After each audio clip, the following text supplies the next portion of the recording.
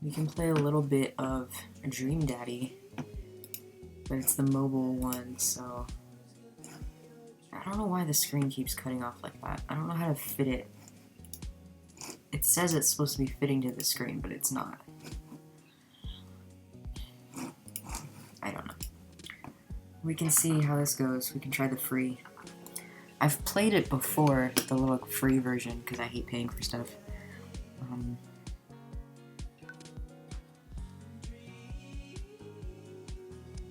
Streamer safe mode. What's mini games? What's our mini games? None of them. Gallery. Okay, we can play. Dad tip number 65 was something about vegetables. I guess we'll never know.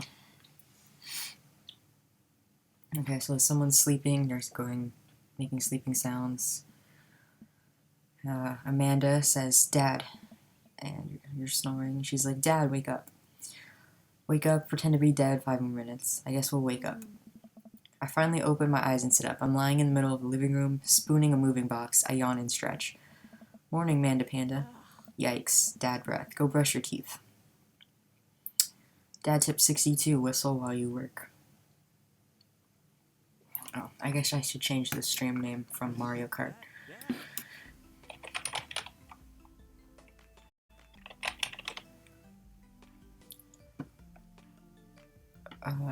Dream Daddy.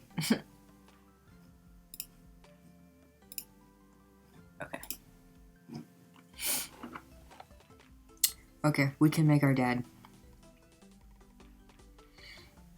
Oh yeah, I forgot you can give the dad's blinders. That's cool. I want to be the bear dad. Thick tank bod. That's the dad that I'm going to be. Yeah. Style, color.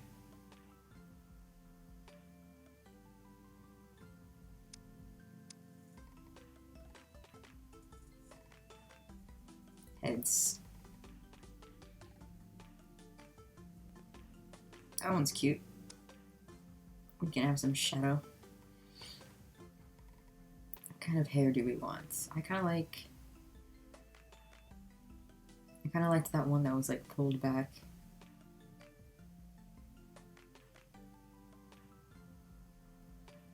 Goku hair. I kind of liked this one. Have some dark hair. Eyes.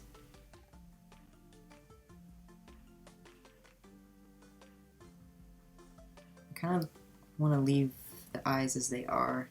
I feel like a lot of these eyes look kind of creepy. I think I'm gonna leave the eyes. Noses. No, that first one was good. Mouth.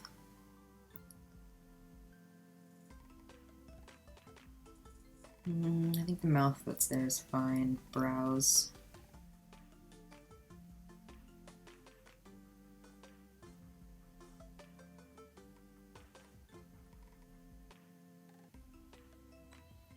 Maybe we can leave those ones, we'll just make them dark like the hair. Facial hair.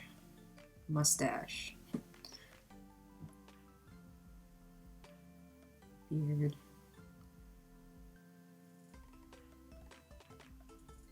That one's good. Glasses.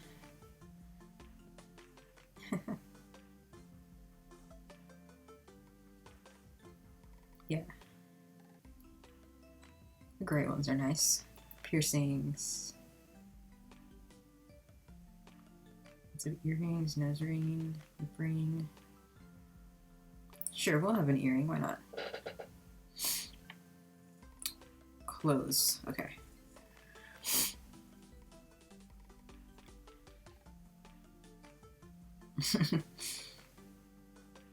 I don't know why it came into my head, but I was like, that gives me like, it's like Steven Universe vibes. That's a cool shirt. Egg.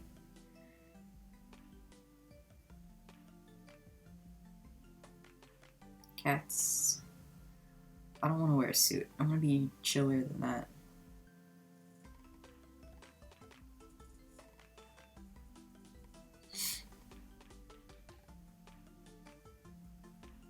Wait, so if we pick underwear, is he just in his underwear the whole game?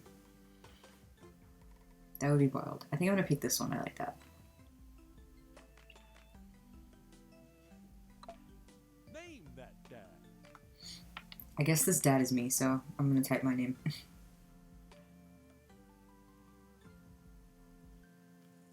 Last name. His last name is gonna be River. Be that dad. Tip number 64. Get whatever job you want, just make sure it includes health insurance. Amanda says, did you fall asleep packing? I got most of it done, I think. Searching around the room, it looks like I did a pretty good job. Every box is sealed except for one. Wait, straggler, what's in it? Looking into the box, I see a bunch of old photos in little photo albums. Whoa, I haven't seen these in years. I pull out one of the dusty albums from the top of the pile and we begin looking through it. That's the coolest baby I've ever seen. Okay, here it is. Are we a gay dad or a straight or bi dad? I'm gonna say father. Only way we could get you to stop was put sunglasses on you, but whenever we tried to take them off, you'd start crying again. You spent the first 2 years of your life with sunglasses on. Nice. Halloween when you were maybe 4. Oh my god, that dragon costume. You couldn't decide between being a princess or a dragon, so you went with both. Princess Dragon. Why do I remember crying in that dragon costume? You saw yourself in the mirror and realized you were afraid of dragons. Seeing yourself inside the dragon's mouth was the realization of your greatest fear, I think.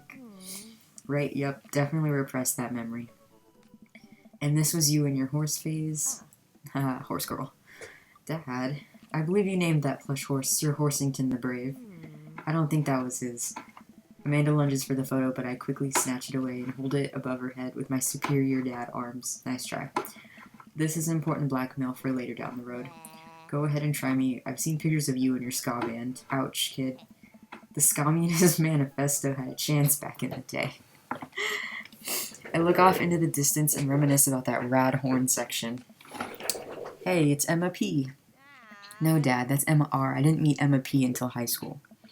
Honey, I promise you wholeheartedly that I will never stop mixing those two up. Dad, Emma R's been my best friend since I was 7. Give it, like, a little bit of effort. Oh, right, Emma P was the one who tried to steal people's pets, fired a flaming tennis ball at the police station, pooped her pants during a sleepover. Fired a flaming tennis ball at the police station. Lighter fluid, tennis ball, tennis racket, right? Dad, that was you. Oh, right, I was a wild child. This dad is cool as hell. I was 6 when he did it. Okay, Amanda, I wasn't aiming for the police station. It just happened that there was a police station in the vicinity of where I wanted to hit a flaming tennis ball. Dream Daddy said ACAB. Yeah, I remember you explaining that to police. They didn't believe me either. Anyway, I gotta show this to Emma R later. She'll get a kick out of it. The first photography award you ever won. Yeah, and it got us a $20 gift card to McFriday's. And then you got food poisoning from the cheesy tostada blast. I think you mean food poisoning, you know, with a Z. Dad. Still can't drive past McFriday's without gagging. Still proud of you, though. Amanda reaches deep down into the box and pulls out one last photo. Neither of us say a word. We stare at the photo for a long moment. I finally decide to break the silence. Okay. That was the day she was born, or that was the day she was adopted? I'm gonna say born. It's kind of a funny story. We got into a car accident right there in the hospital parking lot. It wasn't anything big, just a fender bender. But of course I was freaking out, and the little old lady who crashed into us was freaking out, and I didn't know what to do. But your father, oh man, he holds my hands and looks me directly in the eyes. The calmest I've ever seen him. He says, it's okay. It's all gonna be okay. He was right, you know. I stare at the picture for longer, maybe too long. I miss him. I can't even imagine what it must be like for Amanda. She pats me on the back. Come on, Pops, we gotta finish packing. Moving van can't wait forever. You're right. Amanda and I pile into the car and take one last look at the old house. So many memories here. Hard to believe your father and I bought this place almost 20 years ago. Hey, remember when I shattered the front window playing catch? You always had very strong arms. Hey, remember when I shattered the other front window pretending to be a robot who breaks windows? You were a very imaginative child. Hey, remember when I broke the back window? We get it, Amanda, you break stuff. And there'll be plenty more stuff for me to break in the new place. Memories to make and stuff to break. You ready? We sit in silence for a moment, I watched my daughter grow up in this house. It will forever hold a place in my heart, but it stings a little bit to leave it behind. I'm ready. The moving van begins to pull away, and I get the car in a position to follow it. I watch our old house, disappear in the rear view mirror. So what? So sell me on our cool new pad. I clear my throat and do my best cheesy announcer voice. Nestled in beautiful scenic downtown Maple Bay, our new house features washer and dryer hookups. Honey, have you ever had dirty clothes? For most of my life, yes. We'll worry about that no longer, as our new place features machinations that will not only clean your clothes, but dry them directly thereafter. An upper-class luxury, I fear.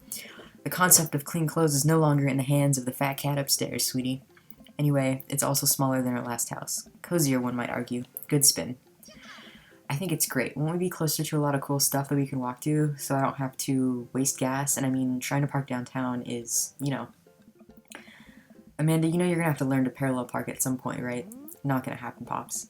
I think someone needs to do a 3-point turn on their attitude. I don't know how to do that either. Have you met the neighbors yet?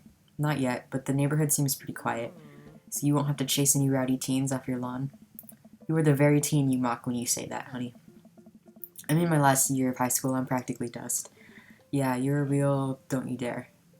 Senior. Dad, I know where this is going. Citizen. I'm just gonna ignore that, but I won't forget it. So what's item number 1 on the new house agenda?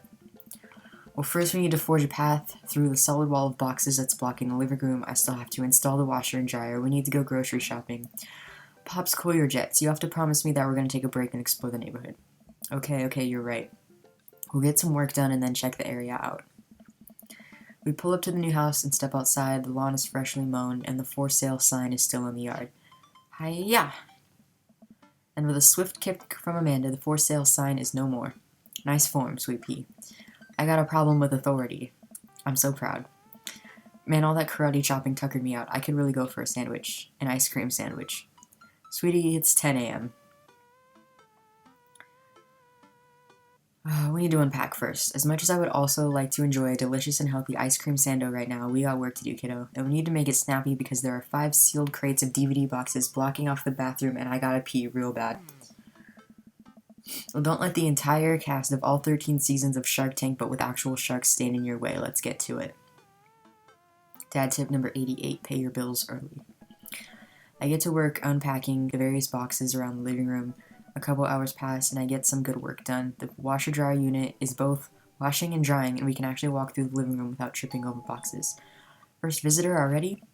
I walk over to the door and open it. Hello. A handsome, clean-cut man stands at my door, brandishing a plate of cookies. Hello. Oh, where are my manners? My name is Joseph. I'm your next-door neighbor. Oh, yes, hi. I'm Logan. That's what my name is. I saw the moving van and thought I'd bring over some cookies. My daughter Christy wanted me to let you know she baked them herself. Joseph leans in and whispers, but between you and me, she just sprinkled in the chocolate chips. We both share a laugh. Kids, right? Wow, cookies, huh? So nice to meet you. Joseph hands her the plate of cookies with a smile. Well, thanks for the cookies. Amanda disappears with the cookies. Amanda, come... She's gone. That's my daughter. Her name is Amanda. She's a charmer. Daughters are tough. Sons are also tough. Children in general are just tough. I hear that. I mean, there'd have to be something wrong with you to try to raise more than 2. I have 4 kids. What have you done? Oh, I meant, don't worry. You didn't mean to be rude. Oh no, this is the first neighbor I've met and my social life is already in a tailspin. I wonder if it's too late to move again. Yeah, okay. Is the missus around? Mr. actually, and, no, not anymore. He died. Oh, I'm sorry for your loss. No, it's alright. Wow, this is uncomfortable. We stand there quietly for a moment, acutely aware of how awkward we both made things. I'm sorry, can you close the door real quick? I look at Joseph quizzically, but comply. After a second, I hear a knock at the door. Opening it, I see Joseph. I clicked that too fast to finish reading. Hey, I'm your new neighbor, Joseph. I promise to not talk about your dead spouse this time. I'm throwing a barbecue for the cul-de-sac. I'd love for you to come by and meet the rest of the neighbors in our community. What do you say, pal? That sounds great. My daughter Amanda and I would love to stop by. Also, 4 kids is a perfectly normal amount of children to have. We shake hands to seal the deal. Well, neighbor, I'll see you at 3 p.m. sharp on Saturday. Sure thing, neighbor. Joseph starts walking away but stops to think for a second and turns around. Hey, in all seriousness, raising a kid on your own can't be easy. If you ever need to talk about stuff, I'm the youth minister at a church down the street. Oh, I don't know. I wouldn't really consider myself a youth. You look pretty young to me, but suit yourself. And with that, Joseph's gone. He seemed nice. Amanda walks back into the living room, crumbs on her face and cookie in hand. That was the smoothest recover I've ever seen. I should be taking notes. See, you're already fitting in great. Where'd those cookies go? They're gone, I'm sorry. If it makes you feel any better, they weren't very good. So you ate all of them anyway. I guess that makes it break time. Any ideas? Let's get some fresh air. I was hit the park down the road. I saw a ton of dogs there when we drove past. Okay, will you help me steal a dog? For the last time, I can't fit a dog into the pockets of my cargo shorts. Physically impossible. You're breaking my heart, Pops. Amanda and I begin to stroll through the neighborhood. I can't believe how beautiful it is outside. Kids are playing in the street, flowers are in bloom, and the faint smell of a nearby barbecue drifts through the air. This place is nice. Too nice. I don't trust it. Good eye, honey. You can never be too careful. See that baby in the stroller over there? Government operative. We're on to you, baby. Sorry, I'm just going to... Oh, I was going to try to make that smaller, but then I realized that wouldn't really help. It'd still be cut off. We walk for a while and eventually end up at a small park. Toddlers chase each other through the playground, and dogs of all shapes and sizes romp through the grass. It's pretty crowded, but Amanda spots a nice empty bench. We start to make our way over to it when, heads up, ow. A frisbee suddenly hits me in the face. Woof. A corgi with a neat plaid handkerchief tied around its neck bounds up to me, wagging its tail. Hello. Arf, arf. He runs around in a circle and nudges my leg with his nose. Oh god, this is the cutest dog. Pet the dog. But where do I pet the dog? Head. He seems to love a good head rub. All smiles here. You definitely could have caught that. A guy in a Hawaiian shirt jogs over to us and takes the frisbee from me. You know, frisbees are traditionally caught with your hands, not your face. I'll catch it with my teeth next time. You caught me off guard this round, not again. Not ever again. Ha, I'm just messing with you. I'm Brian, by the way. I am Logan, and this is my daughter, Amanda. I look over at Amanda, only to find her sitting on the ground rubbing the dog's tummy. Hi. Your dog's cool. Old Maxwell sure loves the attention. It's great to see another father and daughter out here on such a sunny day. Where's yours? Brian gestures over to a grassy knoll where a young girl sits on a checkered blanket. She's reading a book bigger than her head. She puts it down, heads over to us. This is Daisy. She's reading the brothers Karamazov. Teacher tells me that she has the reading comprehension skills of a high schooler. How old is she? 10. She's a precocious little youngster. Whoa. My natural dad instinct kicks in. I must brag about my child's accomplishments. Oh no, it's happening. Brian, go on, Daisy. Tell him about yourself. Daisy, Brian, that's my girl. Logan says, Amanda, get in there. Amanda, okay. Logan's HP 80. Brian's HP 80. Brag. Amanda here just recently won a logo photography award. Brian. Wow, congratulations. Brian loses 10 HP. Daisy actually just won a statewide poetry contest. You lost 15 HP. Oh my god. Daughter. Can't switch daughters. Amanda is your only daughter. Item. Grade card. You pull a wrinkled copy of Amanda's last grade card out of your back pocket. Dad. Awesome grades. Brian loses 25 HP. You really carry that around everywhere? Ouch, maybe it is kind of weird. You lose 5 HP. Daisy just started a weekly chess club at her elementary school computer lab. She's the president too, of course. Dang, my high school doesn't even have a chess club or a computer lab. You lose 10 HP. Logan's HP is 50, Brian's is 45. Band-Aid. With a flourish, you produce a Band-Aid from your pocket. Take a knee and start to apply it to Amanda's arm. What are you doing, Dad? Being a protective parent. Anyone would agree it is an unusual gesture. You lose 10 HP. Daisy sold enough candy bars this year to get the top prize, a canoe. Daisy says we're taking it out next weekend. How is that even possible? Amanda could barely get one of those sticky hand things. It's extra powerful, you lose 20 HP. Logan's HP 20, Brian's is 45. Child art. You unfurl your wallet to reveal a tiny copy of a drawing of a cornucopia Amanda did in the first grade. Cute. It isn't very impressive, but Amanda genuinely appreciates you holding onto it. Brian loses 10 HP. You regain 20. Hell yeah. Did I mention Daisy said her first word at 10 months? Daddy. Amanda's was potty. Still cute. Maybe this isn't the time to bring it up. You lose 10 HP. Logan's HP 30, Brian's is 35. Fumbling through your phone's browser, you managed to pull up a photo of Amanda winning her 10th grade spelling bee. Wow, congratulations, Amanda. Daisy is getting prepped for her annual spelling bee right now. Hopefully this will be her third win in a row. Yikes, you lose 5 HP. Daisy here has all of her adult teeth, never had a cavity either. Amanda self-consciously pushes her lips together to hide her teeth. It's extra powerful, you lose 20 HP. Logan's HP 5, Brian's is 35. Last week, unprompted, Amanda helped an old woman with her grocery bags. It's extra powerful. Brian loses 20 HP. Words aren't all Daisy's good at. By the way, her math is amazing. One time I actually called her to double-check my numbers before I made a cut for a support beam. You did that more than once, Dad. Doesn't that say more about him than it does about Daisy? Still, you lose 10 HP. Dang, he's really got us beat. Boy, it's been such a treat getting to meet you two. Arg, did he have to add insult to injury by being such a gracious winner? Damn. We are not the best daddy-daughter team. So I take it you guys are new to the neighborhood. We just moved in. Do you live around here? Yeah, we live in that cul-de-sac down next to the coffee shop. Amanda says, what a coincidence, that's where we live too. Small world. Yeah, Daisy and I are in that ranch-style house on the corner.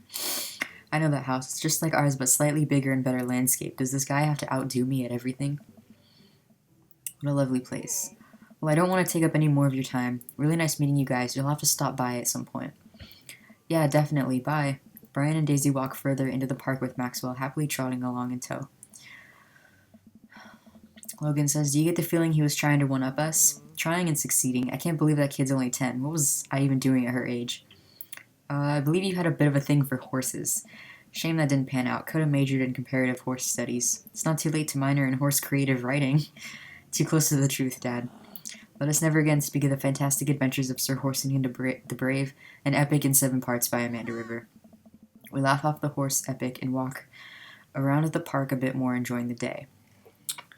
Let's go to the coffee shop. I gotta get my hands on a nice hot cup of old bean juice or I'm gonna be useless all day. I think we passed the coffee shop on the way here. Maybe we could check that out. Let's do it. Dad tip number 18, always carry a pocket knife. We walk down the street to the Coffee Spoon, a cute little place on the corner. Amanda says, man, this is such a convenient walking distance from our place. Logan says, I mean, I guess. What's wrong? Why would I go somewhere else and drink coffee on a couch when I could just drink better coffee at home on my own couch and not have to make awkward eye contact with other people? At least when I'm home, some random guy's going to come up and sit on the recliner next to me and I won't feel like a little weird because technically he's not sitting at my table, but he is very much within my personal zone. Dad, and what's the etiquette when you have a dirty mug? Is there a bin? Do you set it up on the counter because you don't know where else to put it? Or do you leave it there and feel your face flush hot with shame as you consider the possibility that there is in fact a bin somewhere just out of sight and now you're the jerk who left their mug? Dad, are you just afraid to meet new people? Yes, Amanda. We walk inside. The inside of the coffee shop is incredibly warm and inviting. Vinyl records line the walls and patrons lounge around on well-worn-in couches. Some cool tunes spin on a record player next to a little stage. Matt says, welcome to the Coffee Spoon. Guys, how's it going? What's with the name? Oh, it's kind of dumb. It gets mentioned in this poem I like, and I thought it was a good idea at the time, and I suppose now it's still a good idea because, like, the business is still running. When people ask me that question all the time, and I give them the same answer every time, and now I'm standing here rambling, and I'm sure we're all getting more and more uncomfortable the more I keep talking, but man, we're in it now, and I can't stop. So what'll it be? I scan the chalkboard menu and immediately overwhelmed. I'll have a black coffee. Classic. I don't get it. Oh, it's a pun. Godspeed, you. Black Emperor is a really amazing and influential progressive rock band known for their sweeping soundscapes and I'm doing the thing again, but coming right up. And for you, I'll have a macchiato DeMarco, please. Coming right up. Do you want that in small, medium, or Biggie Smalls? Medium. Wait, is Biggie Smalls big or small? I should change that, shouldn't I? Matt sets to making our drinks, and Amanda and I take a seat on one of the couches. What's his deal? Let the man make his puns. They're cooler bands than you listen to, anyway. Hey. Ska was cool once. This couch is actually pretty comfy. Maybe not comfier than our couch, but it's alright. Good lumbar support. You seek right into it. Okay, it's comfier than our couch. Amanda nudges me. This place is right next to our house, and that guy seems not only cool, but also just as uncomfortable with talking to other people as you are. You should totally become friends with him. I don't know. Come on, what do we say about meeting new people? I can't meet new people if I always stay inside and also don't go outside and also don't talk to people. See? We're making progress. Matt sets our drinks down at our table and I immediately burn the roof of my mouth. Good one. Hi, we're new in the neighborhood. I'm Amanda and this is my dad, Logan. Oh, right on. Pleased to meet you both. You ought to come by when my daughter's hanging around the shop. You two might get along. Yeah, I'm sure we'll maybe come in from time to time. Amanda kicks my leg from under the table. I'm sure we'll be in here a lot. You know what? Let me get your guys' opinion on something. Matt goes into the back and comes out with a fresh plate of something that smells amazing. I'm working on a new banana bread recipe and I need some help coming up with a name for it. Well, I think we're going to have to taste test it first so we can get the full flavor profile of, and really appreciate the flavor sensations of Amanda nods furiously. She knows this game. Yeah, we need to give that Nana bread a taste if you want us doing free creative labor. I think that would be commensurate with I've taught her well. We have trained for this day. I was just going to give you guys free banana bread anyway. Right, yes, that. Matt serves us each a piece. Amanda and I happily chow down. This is amazing. Thanks, the secret ingredient is bananas. So, any ideas? I'm stumped. Well, I think I might only be able to give you dad band puns, but I'll give it a shot. Alright, is the banana bread going to be called Banana Bread Kennedy's? Grateful Banana Bread? Right, said banana bread.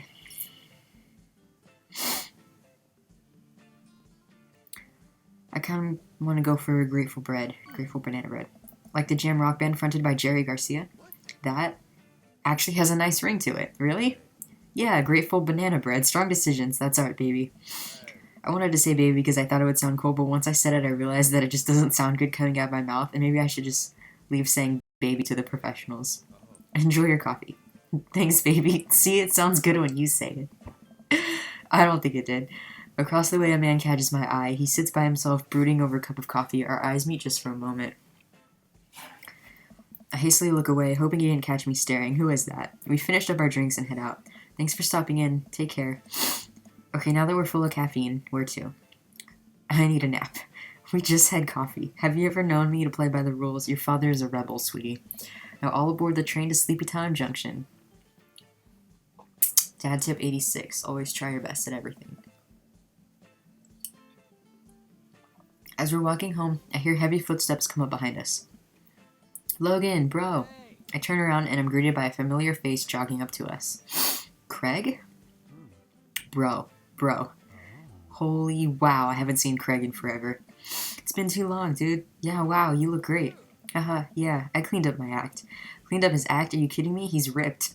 Amanda, this is my friend Craig. We went to college together. We were roommates for a while, too. Amanda, dude, you probably don't remember me, but you're so big now. Hello, and hello, cute baby. Aw, thank you. The last time I saw you, I think you were about her size. This is River. The baby's name is River, and our last name is River. Say hi, River. He picks up her tiny wrist, waves it around. River gurgles happily. Are you babysitting? Nah, dude, River's my kid. Man, it has been a long time. Feels like 1 minute we're rolling up to the exams with bad hangovers, and the next we're both fathers. Where you been, man? I was working out in California and just relocated the business back to Maple Bay. No kidding, Amanda and I just moved to this side of town. How's Smashley doing? I mean Ashley. Ashley is her name. She actually still goes by Smashley, and we got divorced last year. Oof. Oh, dude, I'm so sorry. It's old news. We take turns taking care of River and the twins. It's all copacetic. Twins? You have 3 kids? Ain't life something, bro, right? Kegstand Craig is a father of 3? Kegstand Craig? Oh, haha, yeah, it was my old college nickname. He got it because he did a lot of keg stands. It's that thing where you do a handstand on a keg and then drink from the keg, right?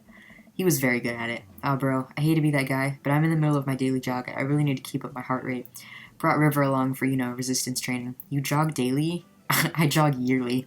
On January 1st, when I promised myself that I'm going to jog daily for the rest of the year, but give up after 30 minutes and just walk home. Well, it's never too late to get back into it, dude. You should join me sometime. Haha, I don't know. Come on, it'd be fun. We could grab breakfast afterwards, catch up. We could do a bro brunch like the good old days. Alright, sure, sounds great. Great, let's get that going soon. I better get moving. Good to see you guys. Craig gives a little wave, puts his earbuds back in, and jogs off. I can't believe Craig is ripped and has kids. I'm reeling. Why's that? The Craig I knew is not fit to be responsible for any living thing, including and especially himself. One time I watched him drink an entire jar of marinara sauce for dinner. Amanda, he opened up a new jar of marinara sauce and then drank it like it was a thing that normal people do. It was unholy. And then I asked him what the hell he was doing, and he said, and I quote, "It's basically a smoothie, bro." I mean, technically, he's not wrong. He jogs. He was jogging. He's like a totally different person. Anyway, we better get home. I'll have plenty of time to reflect on how old I feel later. Amanda and I flop down onto the couch. Amanda has to shove some empty boxes out of the way before she can sit. Too bad we're going to be putting my stuff right back into these boxes in a few months. No, don't say that. Oh, Dad, it's going to be fine. It'll be okay. I know. It's just, you're my little girl. It's going to be weird not having you around. I'll come visit, and I'll text you every day, and I'll take lots of pictures. I mean, obviously, I'm a photography major. You promise? Of course. Are you going to be okay by your lonesome? Oh, come on. I'll be fine. I'll get a dog or something. A dog? Good art school. I'll stay for the dog. Is that what it's going to take? Medium-sized dog, handkerchief around the neck, and I get to name it. That's what it'll cost me to give up on my dreams. I'm a woman of simple wants and needs. Well, a dog is a lot cheaper than college. Amanda laughs. Suddenly, a pile of envelopes slides through the mail slot. Speaking of college, Amanda darts over to the envelopes and shuffles through them. She pulls one out and throws the rest back on the floor. This is from McGowan College of Art and Design. Open it. But I'm scared. It's just an envelope. Yeah, it's just like my entire future, not a big deal. She takes a deep breath and rips the letter open with her teeth. We have a letter opener, but okay. I hold my breath while Amanda's eyes dart back and forth, scanning the letter. What does it say? The admissions committee has reviewed your application, blah blah. Her face drops. Regret to inform you that we are unable to offer you admission to McGowan College of Art and Design. Amanda throws the letter on the coffee table. Oh, sweetie. It's okay, I kind of saw it coming. I knew I shouldn't have put that experimental stuff in my portfolio. Their admissions officer told me they just want to see portraits or whatever. I pull Amanda in for a big hug. You're an amazing photographer. I know how much work you put into your portfolio. Some other school is going to want to snatch you up for sure. Yeah, I know, it's fine. Are you actually fine, or are you just saying that? I'm fine, really. Her face says the opposite, but I probably shouldn't push her on this. Oh, and before I forget, Emma R and Emma P are sleeping over tonight, so... You need me out of the way because I'm painfully uncool? I would choose more delicate phrasing, but yes. Well, I'll have you know that I conveniently already have plans for tonight, so you'll have the new place to yourself. Yeah? What are your plans? Quick, think of plans. I'm secretly the mayor of this town, gonna attend a union meeting, gonna go clubbing. Boss man's been writing us proles too hard, it's time to rise up for our rights. Dad, you're not even gonna invite me to the riot? I'm sorry, sweetie, it's an honest day's work for an honest day's riot. I'm just kidding. I'm actually going to go out and watch the game. Nice. Which game? You know, the game, the one that's on tonight. The game on TV at somewhere other than here. Okay, cool. While you do that, I'm gonna do drugs and commit some light arson with the Emmas. I'm concerned you're hanging out with the wrong crowd. Amanda shrugs.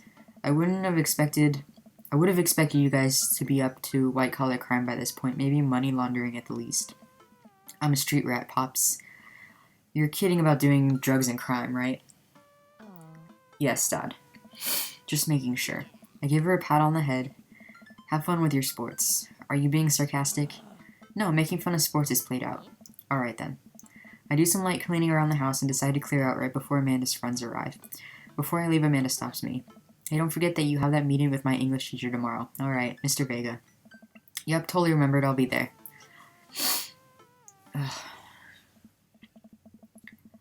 Wow, I guess I really didn't think this plan through. I'm not entirely sure where the closest bar is, and Amanda still hasn't shown me how to use the GPS on my phone, so I'm just going to pick a direction and walk in it. Let's go this way.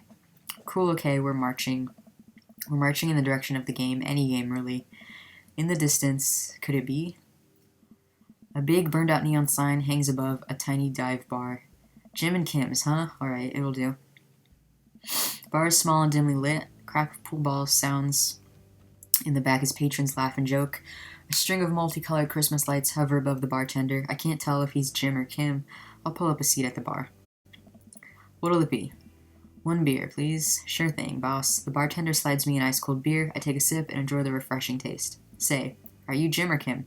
I'm Neil. Oh. I awkwardly turn my attention to the game, which is playing on one of the TVs on the wall. As luck would have it, my team of preference is not only playing, but is currently in the lead, which is always a good thing. The brightly colored mascot, which is some kind of animal, does cartwheels. I silently cheer on my favorite team, hoping that I don't get to any confrontational arguments with a fan of the opposing team. Several people in this bar are wearing the distinctive colors of the team I dislike, although I believe from their demeanor that, like me, the passion for their team is all in good fun. A middle-aged woman holding a nearly empty wine glass sidles up to the bar and sits uncomfortably close to me. Hey, sailor. Oh, hello. Mary says, good to see fresh meat in here. I'm Mary. Come here often? Oh, no, actually, I just moved to this part of town today. I'm Logan, by the way. Are you watching the game? Yeah, my preferred team is in the lead. If they keep this up, they'll win the game with ease. Oh, I love that team. And also, I love that game. I love someone who knows their way around balls. I'm getting the impression that she's a little drunk. Buy a gal a drink? Sure. I almost reluctantly signal the bartender and order Mary another glass of wine. Neil jokes back and forth with Mary. They're clearly friends, and this clearly isn't her first time doing this. She tips her glass at me. Suppose I gotta keep you company now. So what do you want to know? What's your deal? Me? I'm a ghost, Logan. I haunt the hallowed halls of Jim and Kim's, waiting for my beloved to return from sea. Really? No. Homegirl just loves a drink. So what else can you tell me about this part of town? It's quiet, that's for sure. If you want an idyllic little life with white picket fences, this is the place to do it. But every town has its secrets, you know? She takes a sip of her drink. That was a little too ominous for my taste. She leans closer. Would you like to learn some of my secrets? Oh boy. Maybe some other time? Suit yourself, sailor. Mary saunters off, setting her sights on the newest bar patron to enter. I happily watched the game over another beer. The game had gotten close in terms of points, a little too close than what I'm comfortable with. After a particularly skilled player scores a number of points for the other team, putting them in the lead, I hear an affirmative grunt from another man at the bar. Go team. It's the brooding man from the coffee spoon. He sits alone, sipping whiskey and watching the game as well. Enjoying the game? I am now that we're winning. Oh, we must be rooting for different teams. In my opinion, my team is far superior. I have to disagree with that. Based upon our win-loss record, I'd say that my team is superior. That's where you're wrong, since as it stands right now, my team is beating yours. The conversation ends there, and we both go back to silently rooting for our respective teams. The game is close, with both sides playing their hardest to win, but in the end, my team prevails. Quiet cheers ripple throughout the bar. I raise a respectful glass at the man drinking whiskey. He raises his in response. An unspoken truce is formed between us based on mutual love for the game. He motions to the bartender, who pours 2 glasses of whiskey. The man slides one over to me. The name's Robert. Thanks, I'm Logan. You must be new here. Mary already hit on you? Yeah, Robert chuckles. She's a peach. Well, you picked the best bar in town. Slimy as it is, you'll never find a better spot than Jim and Kim's. Is there actually a Jim or Kim that runs this place? No, that'd be Neil. Neil waves him across the bar. Good guy, Neil. Not enough Neils in this world. Okay. You a whiskey fella or a beer fella? Beer, but I'll drink most things. You like shots? I like shots. Thank you. Robert nods to Neil, who serves up 2 shots of whiskey. He hands one to me. Here's to your health. We take the shots. The whiskey burns going down, but I try my hardest to look tough. Wait, I think this is what making friends is. Okay, Logan, this guy's out of my friend league, but I think if I play cards right, we'll be pals in no time. Compliment is cool leather jacket. I like your jacket. Thanks, been in my family a long time, passed down from firstborn to firstborn. Cursed, some would say. Man, this guy is mysterious and cool. Way cooler than I am, at least. Robert signals to the bartender for another round. What are you doing here tonight? Daughter kicked me out of the house, running from problems, trying to make friends. Not like forever. She was having a sleepover with her friends. Family type, huh? Single dad. He gets up. Be right back. Gotta powder my nose. Never seen Robert this talkative. He must like you. Ha, I guess so. I gotta admit that Robert has a gruff charm to him. If a guy like that thinks I'm cool, then I really must be. Robert comes back from the bathroom and grabs his leather jacket. I'm gonna go home. You headed my way? Robert and I leave the bar and find ourselves walking in the same direction. I live in this cul-de-sac down the way. Does everybody live there? Me too, we just finished unpacking today. Great place to be. Good neighbors. Well, some of them. Who's that?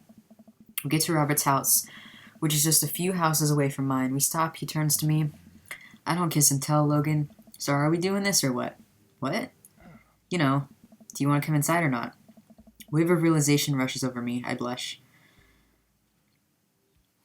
Ooh, do we want to go inside? Do we want to go inside his house? Do we?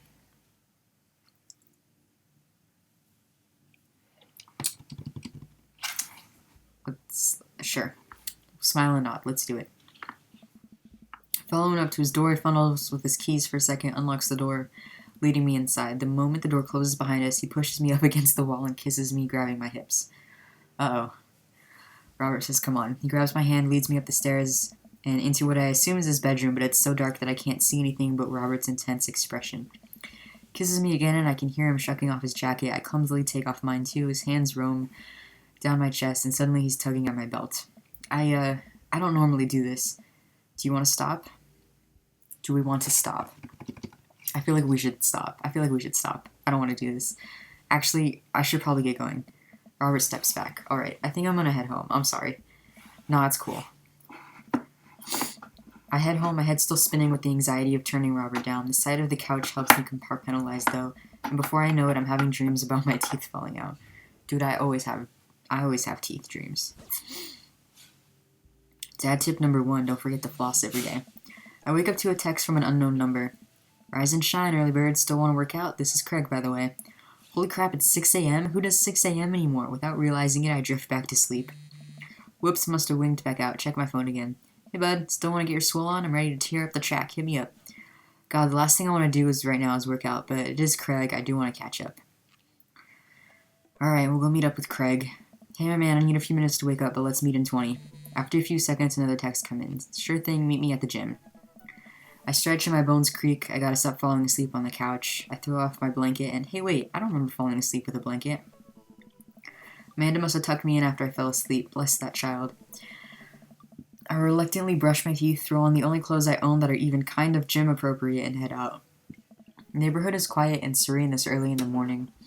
Birds chirp and the grass is still wet with dew. Surprisingly, the gym is pretty crowded. I spot Craig standing out front stretching. Of course, he spots me and waves enthusiastically. Hey bro, good morning.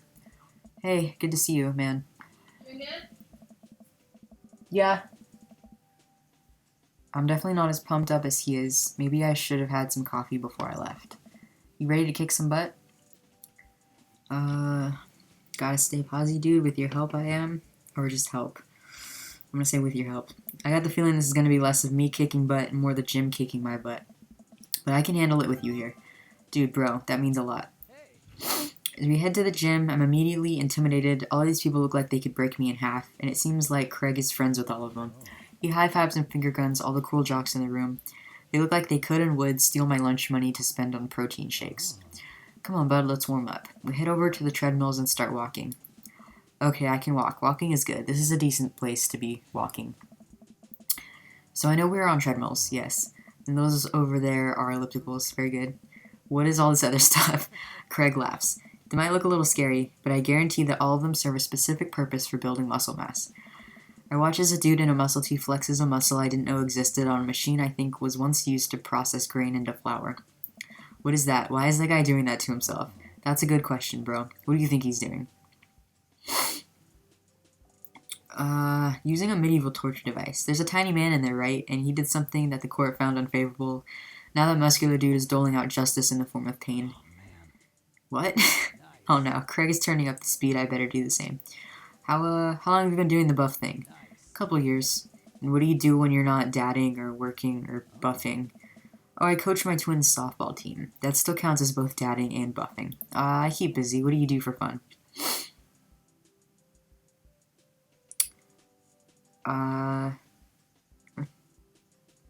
Live my life as close to a Jimmy Buffett song.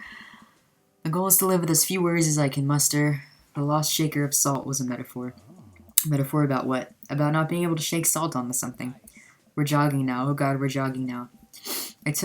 I look over to Craig, who hasn't even broken a sweat. How is he doing this so effortlessly? I'm dying. I can feel my life force draining through every orifice of my body. Hey, remember when my fish died in college? No, I don't like this story. Oh my god, is he really bumping up the speed again? I guess I better do it too. Oh, this is fast. This is very fast. And we were at that party, and you vowed to make me feel better. You tell me to create a distraction, so of course I do a sick keg stand and get everyone cheering. And then I try to steal a fish from the fish tank at the party with my bare hands like an idiot. And then you drop the fish, and it's flopping around, and you panic, so you run up to me post-keg stand with a dying, dirty fish in your hands that you scooped off of the ground, and you're yelling at me that we have to leave. So we're running out of a frat party with a fish and trying to give it mouth-to-mouth resuscitation, and we get him home and get him into the bowl of water but the prognosis was grim, and the next day he's alive and well. They never did catch the great fish thieves of Grand Ridge U, and they never will. I shoot off the end of the treadmill and crash into the wall. Jesus, that hurts. Dude, bro, are you okay? Craig offers me a hand and looks me over for injuries. I'm fantastic. I managed to stand up and rub my back. Doesn't hurt now, but I'm sure it will later. You don't have to push yourself like that. Always know your limits. Well, I think I might call our gym adventure here. You sure? Yeah. Alright, well, I brought you this. Greg hands me a shaker bottle full of thick green liquid. I stare at with must be apparent distaste. It's a protein shake, bro. Oh, thank you. He wants me to drink it. Oh boy, here goes. I take a small sip. It's actually delicious. Wow, this is really good. And good for you. It's my special recipe. I'm pretty proud of it. Let me know if you ever want to work out again. Maybe we could try running around the neighborhood if treadmills aren't your speed. No pun intended, bro. Good one. Well, I'm gonna go put some ice on this. Everything. I'll see you around. I leave the gym feeling ashamed. Craig used to order delivery from the pizza place across the street from our dorm, and now he runs circles around me, literally. Man, I really gotta work on this dad bod. I get home and lie down on the couch. It hurts to move. Oh god, I'm so old. Oh no, I must have fallen asleep. What time is it? Shoot, it's 3:55 and I'm supposed to be at Amanda's school in 5 minutes. I frantically put on some clean clothes, apply a generous amount of deodorant, and run out the door. Arrive at Amanda's school and check in at the front desk. They give me a bright orange visitor sticker and send me on my way. I'm barely awake and feeling pretty haggard, but hopefully nobody will notice. I check my watch. I'm relieved to see that I'm only 2 minutes late. Wait, was it room 103 or 108? I spot a youth standing at his locker and approach him for help. Excuse me, do you know where Mr. Vega's classroom? Youth turns around and looks me down with heavy lined eyes. Come on, kid, I'm late for a meeting. Mr. Who? Mr. Vega. I don't know, have you tried the exit? Okay, wise guy, are you gonna help me or not? Fine, up those stairs to the left, can't miss him. I head up the stairs and walk around, unable to find Mr. Vega's class anywhere. After a couple minutes of searching, I head back downstairs. That punk youth sent me on a wild goose chase. I get back to where that low-rent Gerard Way is standing, fully ready to give him a piece of my mind, when suddenly a head pops out of the classroom next to his locker. Lucian, don't you have third period to get to? Fine, Mr. Vega. Wow. Now I'm officially 10 minutes late. I glare at him as he walks away. We're not cool. You must be Logan. This period's almost over. Would you mind waiting in the back? Mr. Vega leads me in and I take a seat in one of the comically small students' desks in the back. I might get stuck in this. Alright, where were we? Now who can tell me about the unreliability of the narrator and J.D. Salinger's Catcher in the Rye? Yes, Colin. Colin stands up and does the thing where he blows into the crook of his elbow to make a fart noise. The whole class erupts in laughter. Alright, everybody. Very funny, Colin. Please sit down. Now, Holden Caulfield is an unreliable narrator in the sense that the bell for the end of the period rings. All the students immediately get up and make a break for the door. Remember to do the reading and answer the response questions on page 194 in your textbook. Nobody's listening. Or not, I guess. Mr. Vega turns to me and sighs. Middle schoolers, right? Don't you teach high schoolers? Both. You know, budget cuts. Right. Thanks so much for coming in. No problem, Mr. Vega. Please call me Hugo. I don't normally do these impromptu parent-teacher meetings, but as I'm sure you know, Amanda's a very bright student, and I'm concerned about her recent behavior. What's going on? Amanda has never been the most engaged student, but I know she cares. Recently, though, she's been falling behind. She's not completing assignments and has been doing rather poorly on tests. I'd normally chalk this up to senioritis, but this is strange. I thought Amanda always shared everything with me. It hadn't even crossed my mind that something might be wrong. I just wanted to ask, is everything okay at home?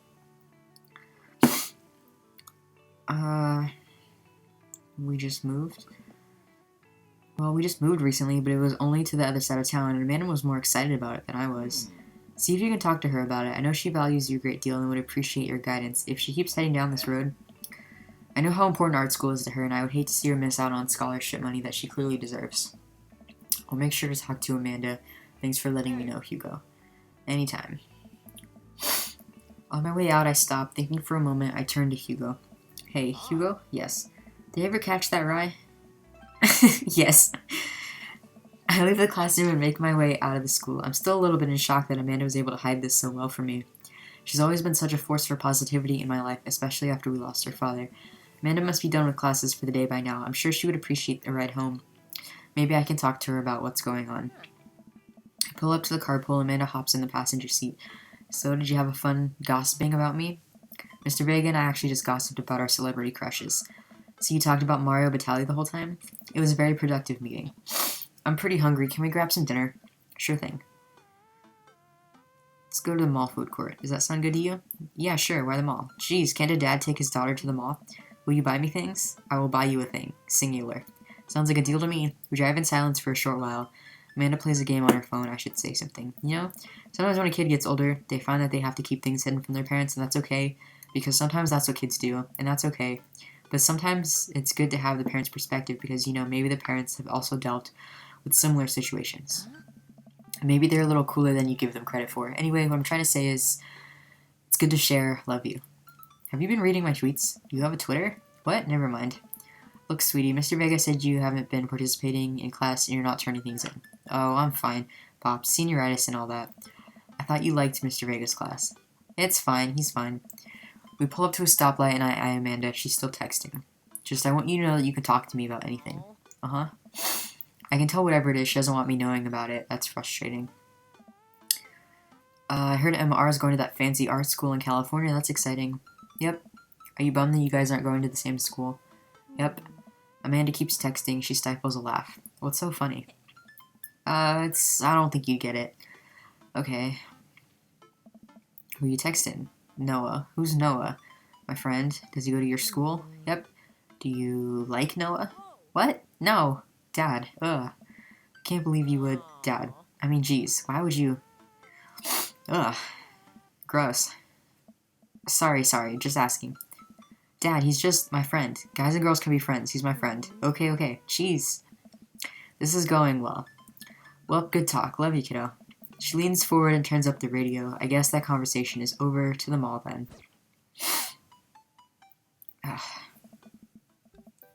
We arrive at the mall. Big indoor shopping center with a couple different floors. It's kind of dead, but that doesn't stop a mall security guard from yelling at a group of loitering teens. Let's eat something disgusting for dinner. Hell yeah.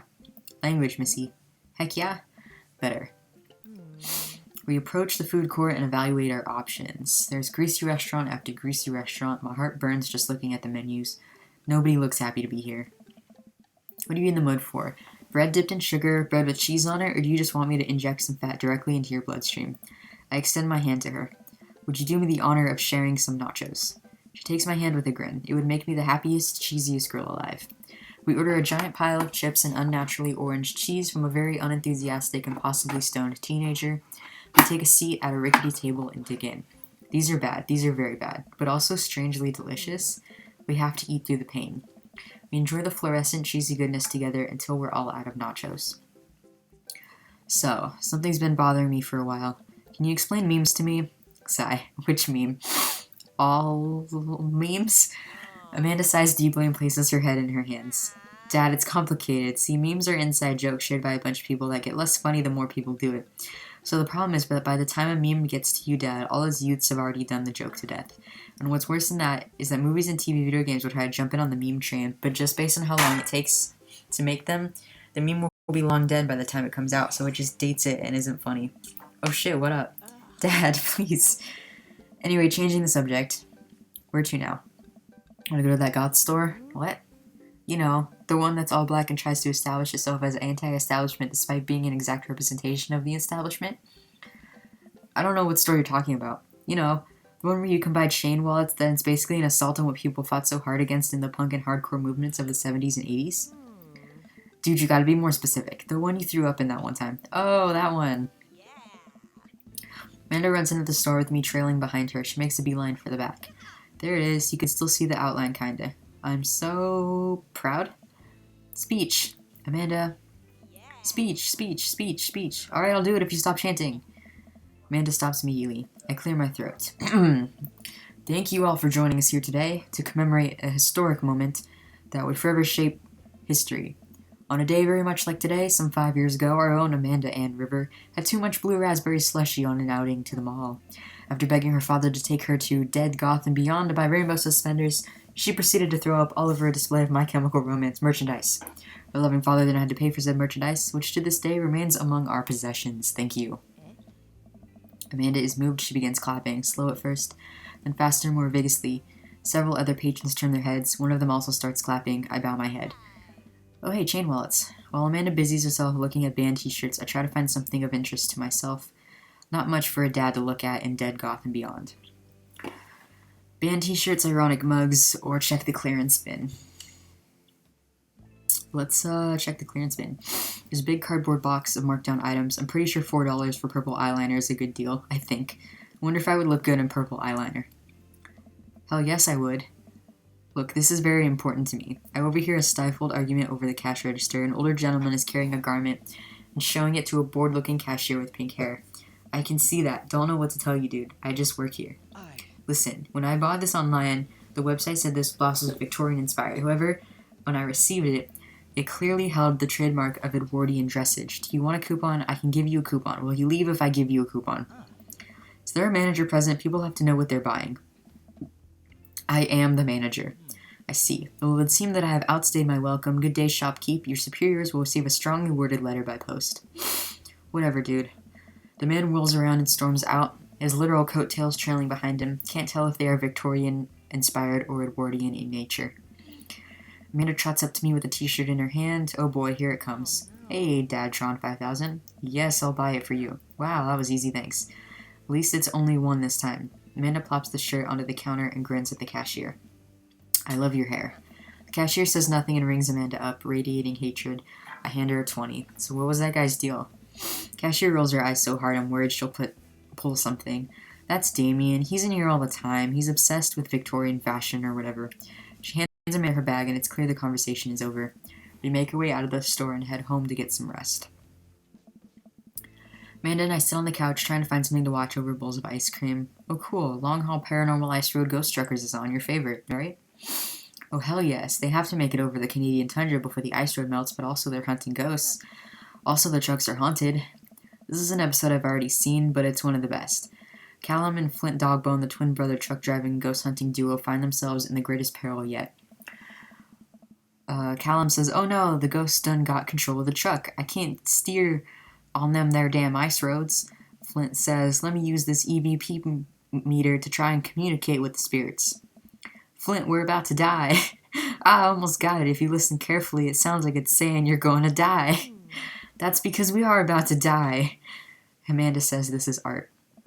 The episode ends and Amanda excuses herself to go start arguments on the internet. I stay up a little longer, curious about the exploits of Callum and Flint Dogbone after their disastrous ice road accident. Afterward, I crawl into bed and get a good night's sleep.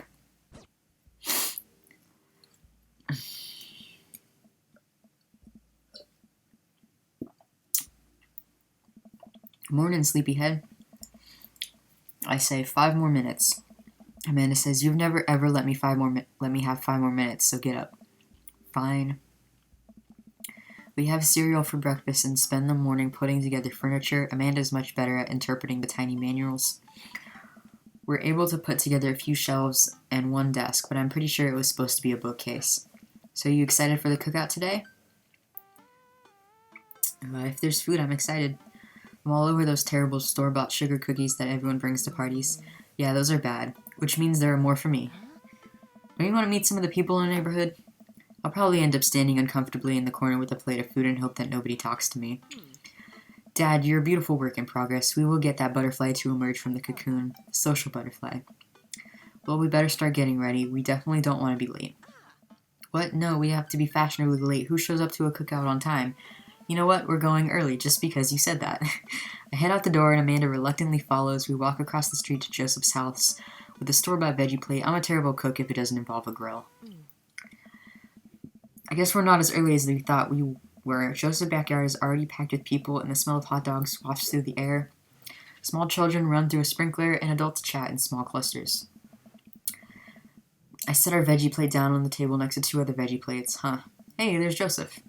I wave to get his attention. The moment he sees us, I clicked that too fast.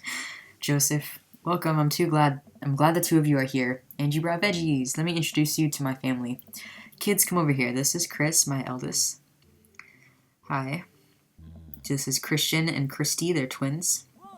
They stare creepily and say nothing. And then, of course, there's our youngest, Krish. Wait, where's Krish? Maybe Mary put him in his crib. Oh no, it's the woman from the bar the other night. What is she doing here? Oh, and how can I forget my lovely wife, Mary? Joseph pecks her on the cheek. She smiles. Oh, Mary, sweetheart. Did you put Krish to bed? I'll have to go look for him. What? You'll have to. Joseph takes a moment and regains his composure. Mary, this is our new neighbor, Logan, and his daughter, Amanda. I'd shake your hand, but I have a glass of wine that I need to tend to. I love her, says Amanda. Nice to meet you, Mary, for the first time. Charmed. Well, I have to go over there now. Mary leaves.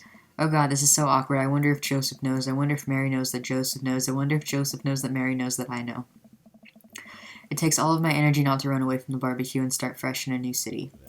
My wife has a wonderful sense of humor, but please, you two enjoy the barbecue. All the guys are really excited to meet you. Amanda and I mill around and try some of the food spread out on the table. I pick at some deviled eggs. Amanda grabs a small paper plate and immediately begins piling it with baked goods. I don't want to have to make friends.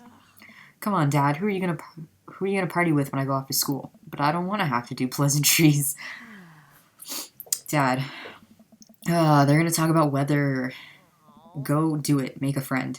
But how could I possibly abandon my only child at a social function? That's bad parenting. This plate of cookies is my new dad. Bye. Amanda shoves me into the center of the yard. Well, here goes nothing. I look around the party and I'm surprised to see some familiar faces. Isn't that the barista from the Coffee Spoon? Didn't I meet that guy at the bar? Didn't that guy throw a frisbee at my head? Isn't that the guy who was throwing a fit in Dead Gotham Beyond? Isn't that Amanda's teacher? Hey, I know Craig. But wait a second. All of these people live in our cul-de-sac? That can't be right. I'd better investigate.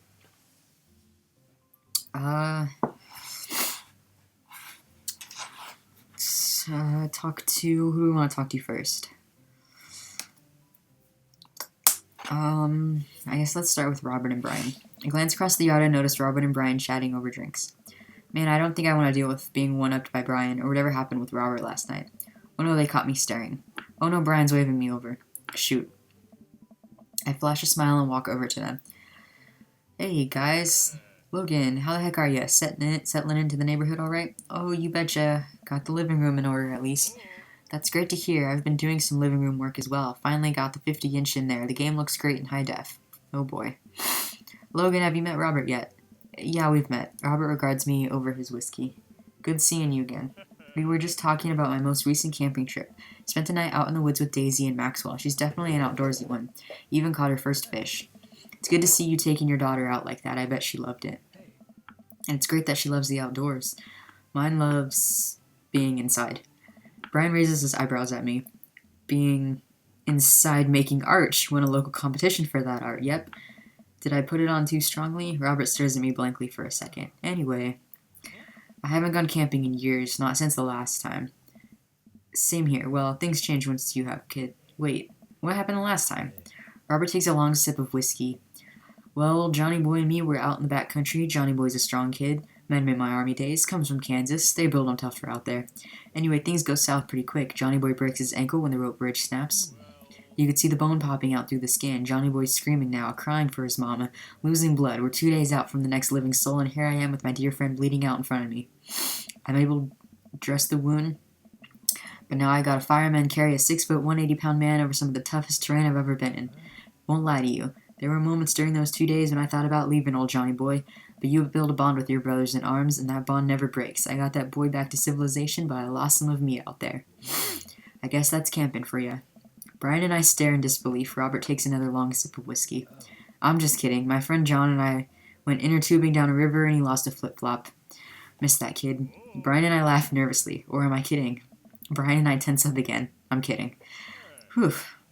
Amanda and Daisy barrel up to us laughing. Daisy is holding a paper plate in front of her like a steering wheel. We gotta get off this haunted truck. Oh no, the ghost locked the doors. Quick, hit the emergency escape button. But trucks don't have emergency escape buttons. Then hit the brake, I guess, and then we'll get out of the truck. I'm the imaginary truck. Anyway, we're safe from the ghost.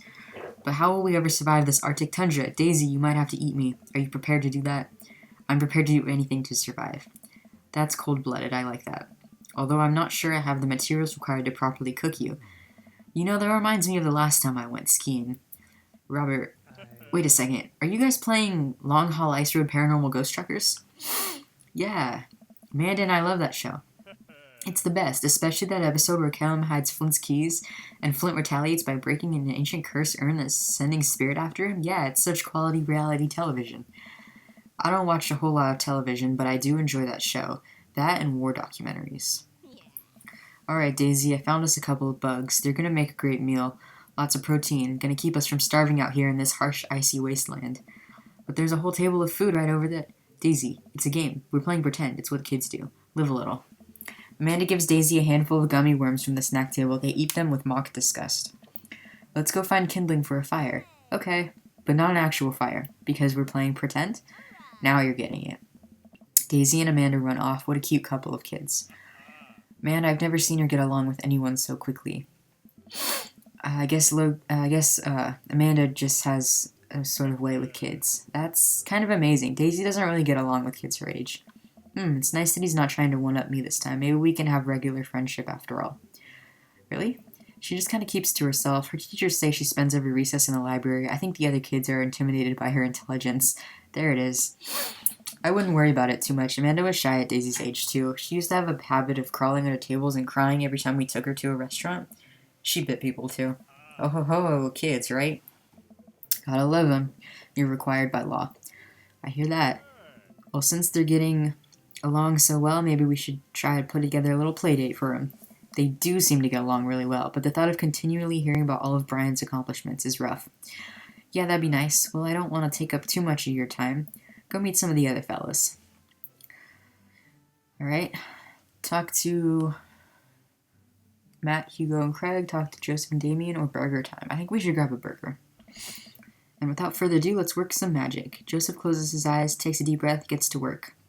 With the greatest of ease, he sets patties on the grill, flourishing as he flips his spatula in the air. It's easily some of the best grill work I've ever seen. You guys think this is my first time in front of a grill? He's working faster now, effortlessly tossing cheese onto patties and perfectly grilling onions on the side, one after another. The dads take notice and crowd around Joseph to admire his masterful technique. Craig says, you probably didn't know this, Logan, but Joseph's known around here for his grillmanship. He's ungrievable. I've tried to get on his level, but I just can't catch up. Let us keep studying. He has a rare quality about him. Mustard, we keep talking about this. Can't we just appreciate the artist? I've never seen him make a mistake. Okay, we need to stop. This is getting too cheesy. Please stop. All the children at the party boo the glorious display of puns in unison. Alright, guys, the food's ready. Please form an orderly barbecue. Amanda groans. We all grab our food and hang out, enjoying perfectly cooked cheeseburgers. Man, it's so wild how all of us dads live in the same cul-de-sac. Kinda nice, isn't it? It feels like there's a real community here. Totally helps when you're just a single dad trying to raise a kid. We're happy to have you here, man. I think you're gonna like this neighborhood a lot. Plus, Amanda seems to be getting along with all of the kids. If she decides to get into the babysitting game, she'll really make a killing. Hey, why don't you add us all on Dadbook? Dadbook? Yeah, it's a great social network for dads to keep in touch with each other. We're all on it, so if you ever need to reach out to anyone, that's the simplest way to do it. Sorry, I'm just an old-fashioned dad. Social media goes over my head sometimes. Don't worry, Pops. I'll help you figure it out. The rest of the barbecue goes smoothly. We all trade stories and drink beer as our kids play on the lawn. Amanda breaks up a fight between Carmencita and those weird twins. I think they wanted her soul. Who was Carmencita? It's one of the other dad's daughters, I guess. Amanda and I walk back to our place as the sun sets over the neighborhood. Pretty fun party, don't you think? I mean, I got a burger in me, felt like a networking event. Wish I could have been playing Paranormal Ice Road Truckers. You and Daisy seemed like you were having a way better time than I was. Because we were. Well, hey, at least you met some of the other cool dads. You should hit them up on Dadbook. Maybe I will, if I ever figure out how social media works. I have a good feeling about this place. Me too, Dad. Amanda and I arrive home with the remnants of our veggie plate. Seems like nobody was really into the cauliflower. Any big plans for this evening? Actually, yeah, I'm gonna go out with some friends. Oh? Is that okay? Of course, just keep me posted and be home before midnight. You got it. And be careful. I will. Make good choices, of course. And call me if you need anything. Dad, you're not gonna do the thing where you wait silently for me to come home in the living room with all the lights off, are you? What? No, I've never done that, and I will never do that. Okay, do you have plans tonight? My plans were kind of to eat ice cream and watch TV with Amanda, but I'll find something to do. I'm gonna work on some stuff. You know, dad stuff. I'm just relaxing tonight. Have fun, okay? Great, see you later. I watch Amanda drive off into the night. I really do hope she has fun. I plop down in front of the TV, turn on some Wine and Dine Mastermind with celebrity chef Gavin Chapman. Looks like Gavin's making a roasted rack of lamb with rosemary mashed potatoes. I'd love to be able to cook like that, although I think if I was actually good at cooking, I'd use my powers for evil, just like making baked Alaskas all day instead of any food of real nutritional substance. Man, Gavin Chapman just caught that thing on fire, but he meant to do it. What a professional. I lose track of time as I blaze through several episodes of Wine and Dine Mastermind and also one episode of some cooking show called Meat Hell. I'm not even sure what that one was about. It was just a lot of yelling. I glance at my watch. Man, it's almost midnight. I should check in with Amanda. I sent a text. Hey kiddo, you good? I wander into the kitchen as I wait for a reply. Amanda's phone is almost always in her hand, so I'm sure she'll respond soon unless she's driving home now, in which case I hope she doesn't respond soon because I definitely taught her better than to text and drive. I reach into the freezer, grab an ice cream sandwich. It's a little late for this, but I think I earned it after a long day of socializing. I check my watch again. And then my phone, nothing yet. Okay, see, now I'm worried. Do I call her? Do I call the cops? No, it's too soon for that. I'll just send her a gentle reminder text. What's up? Half an hour passes. Now I'm really worried. The episodes of Gavin Chapman's Meat Hell are not only not assuaging my anxiety, but possibly exacerbating it with all the yelling. So I keep pacing around the house waiting for her to come back. Why didn't I find out where she was going? Who was she even with? Why don't I know any of her friends' phone numbers? Why don't I even know any of her friends' full names? Who is Emma P? I decide to send her another text. Amanda, please text me and let me know you're okay. I can't help but think of all the awful things that could have happened to her. Oh, thank God it's her. Amanda opens the door and she shuffles in. Finally she's back home. I'm glad she's okay.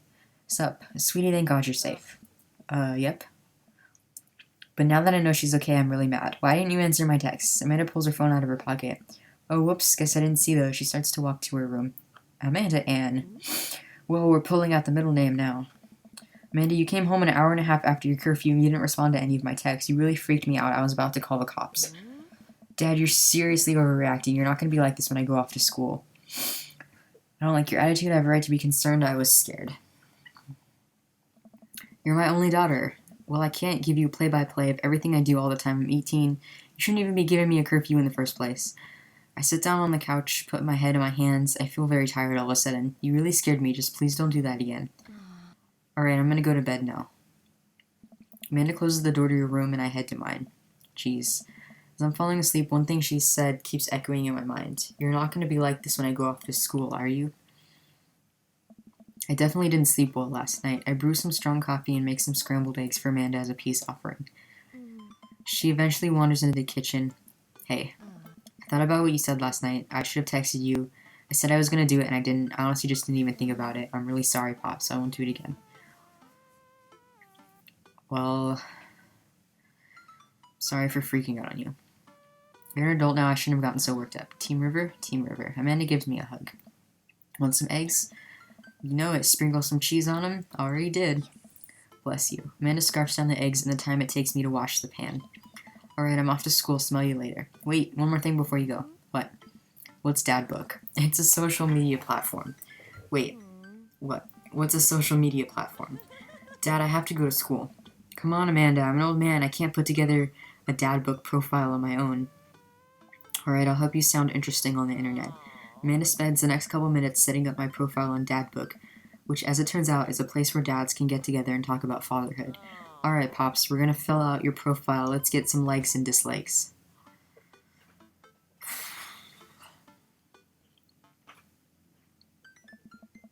On a Friday night, you are most likely to coin collection, Netflix and grill, fall asleep, History Channel, torment my kids. Fall asleep watching the History Channel. If you had one thing to take with you onto a desert island, what would it be? Grill, lost shaker of salt, Castaway on DVD for instructional purposes, a boat, obviously. I don't need anything, my survival skills have trained me. I'm gonna pick the salt shaker thing. What are your turn-ons? Dad arms, tennis shoes with long white socks, yarn, Lawn, street smarts, grillmanship, comfortable with crying. Grill. What do you want to be when? What did you want to be when you grew up?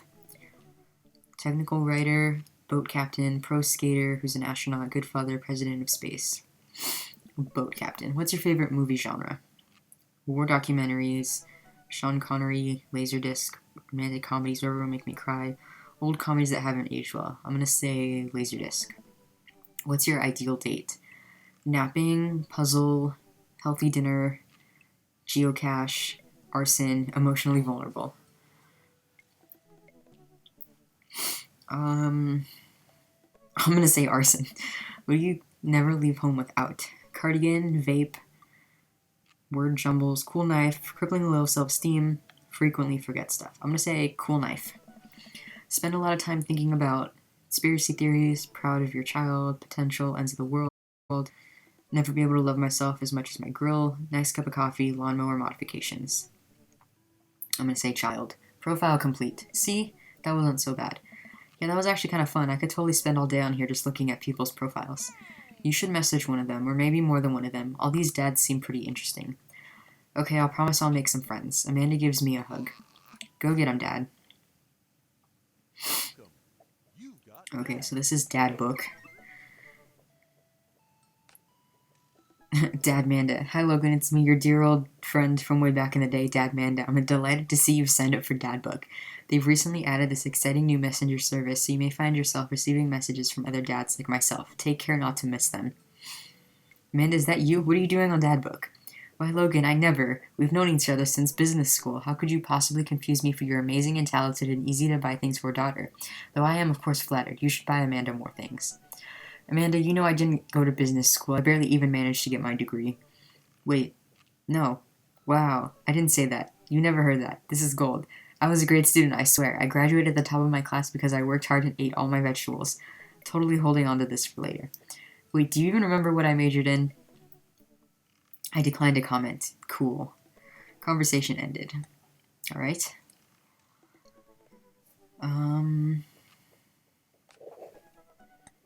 So, whoops. Okay, I'm gonna stop for a minute. I need a break. I will be right back.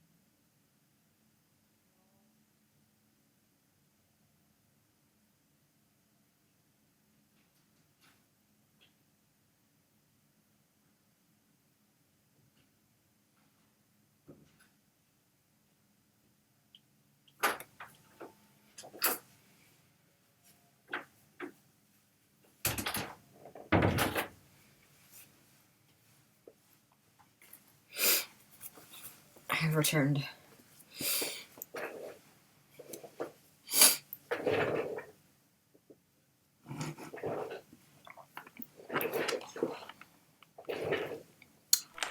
Okay.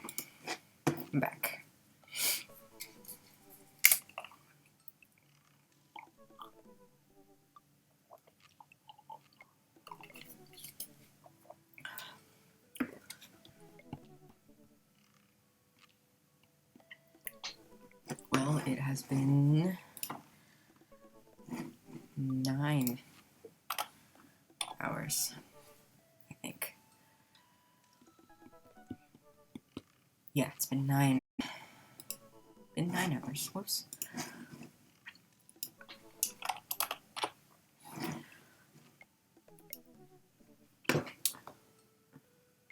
Generally, what is the point of people that work in offices and their only job is to, like, answer your one question and they don't do it? And they get paid more than I do. Okay. So I guess we can message the people on here. We have 3 messages we can send.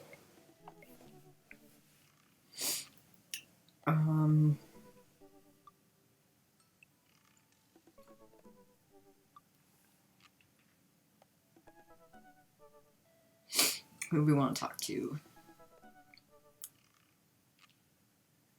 Let's talk to Matt. Matt Sella. Avid music enthusiast, passionate coffee drinker. You could find me most days selling bean juice over at the Coffee Spoon or hanging out at the park with my amazing daughter. Hit me up about 80s no-wave music. On a Friday night, most likely to perfect a cold brew setup, one drip at a time, baby. One thing to take with you on a desert island. Find tunes to pass the days away. What are your turn-ons, multi-instrumentalism? What did you want to be when you grew up? A barista, weirdly enough. Favorite movie genre, show with subtitles. Ideal date. Animal shelter, and seriously consider adopting a cat. What do you never leave home without? Headphones, both in-ear and over-ear, just in case. Spend a lot of time thinking about where did writing commas into song titles come from, and where did it go? Did we all just agree that it's a bad idea? That's cute. Okay, let's message him. Please remember to call us once in a while as dad tip number 63. I navigate to Matt's dad book page and type out a message. Okay. Hey man, great getting to see you at the barbecue. We should definitely hang soon. You free later? A minute or 2 later, I hear a ding and see Matt's response. Hey dude, I'd be so down for that. I'm actually catching a show tonight at the Soundgarden. Want to come out? I think for a moment. What's the Soundgarden? It's a concert venue, but also a band that a lot of people listened to back when it was cool to have soul patches. Oh man, I haven't been to a real concert since Amanda was born. Am I ready for this? While I'm thinking, another message pops up on the screen. Pup is playing tonight. Cool little indie pop punk rock band out of Canada. Should be a fun one. I didn't know you were allowed to string that many words together to describe a band. Whatever, let's get out of our comfort zone. Oh, I missed his last message. It was something about coffee. I log off of Dad Book and think for a second. Wait, when was the last time I went to a concert? I mentally backtrack decades through memories of denim jean jackets and moral panic over teenagers turning to the occult. Oh god, I had a mullet back then. Oh god, I thought it was cool. Oh god, other people thought it was cool. I finally remember the strange 80s prog rock I used to listen to and mentally envision all of the airbrushed vans in the parking lot. Man, how did anyone survive the 80s? Okay, so I haven't been to a concert in a long time. What do you even do at concerts now? I spend most of the day pacing around the house and thinking about my relationship with coolness. I mean, I always thought I was cool, at least relative to a bunch of other dads my age. Dad, what are you doing? I look over and see Amanda at the door, just getting home from school. Her eyes are a little puffy, almost as if she'd been crying. Hey, what's wrong, Panda? Oh, nothing, I'm fine. I just got sad because I realized that society collectively refuses to take pop music seriously despite the fact that some of the most interesting musical innovations are coming out of that genre. I think it's just yet another thing we write off because we can't take young women or their interests seriously. Are you sure that's all you're upset about? If there's, anything going on, I just want to be there. Just want you to know I'm here for you and I'll always be here for you.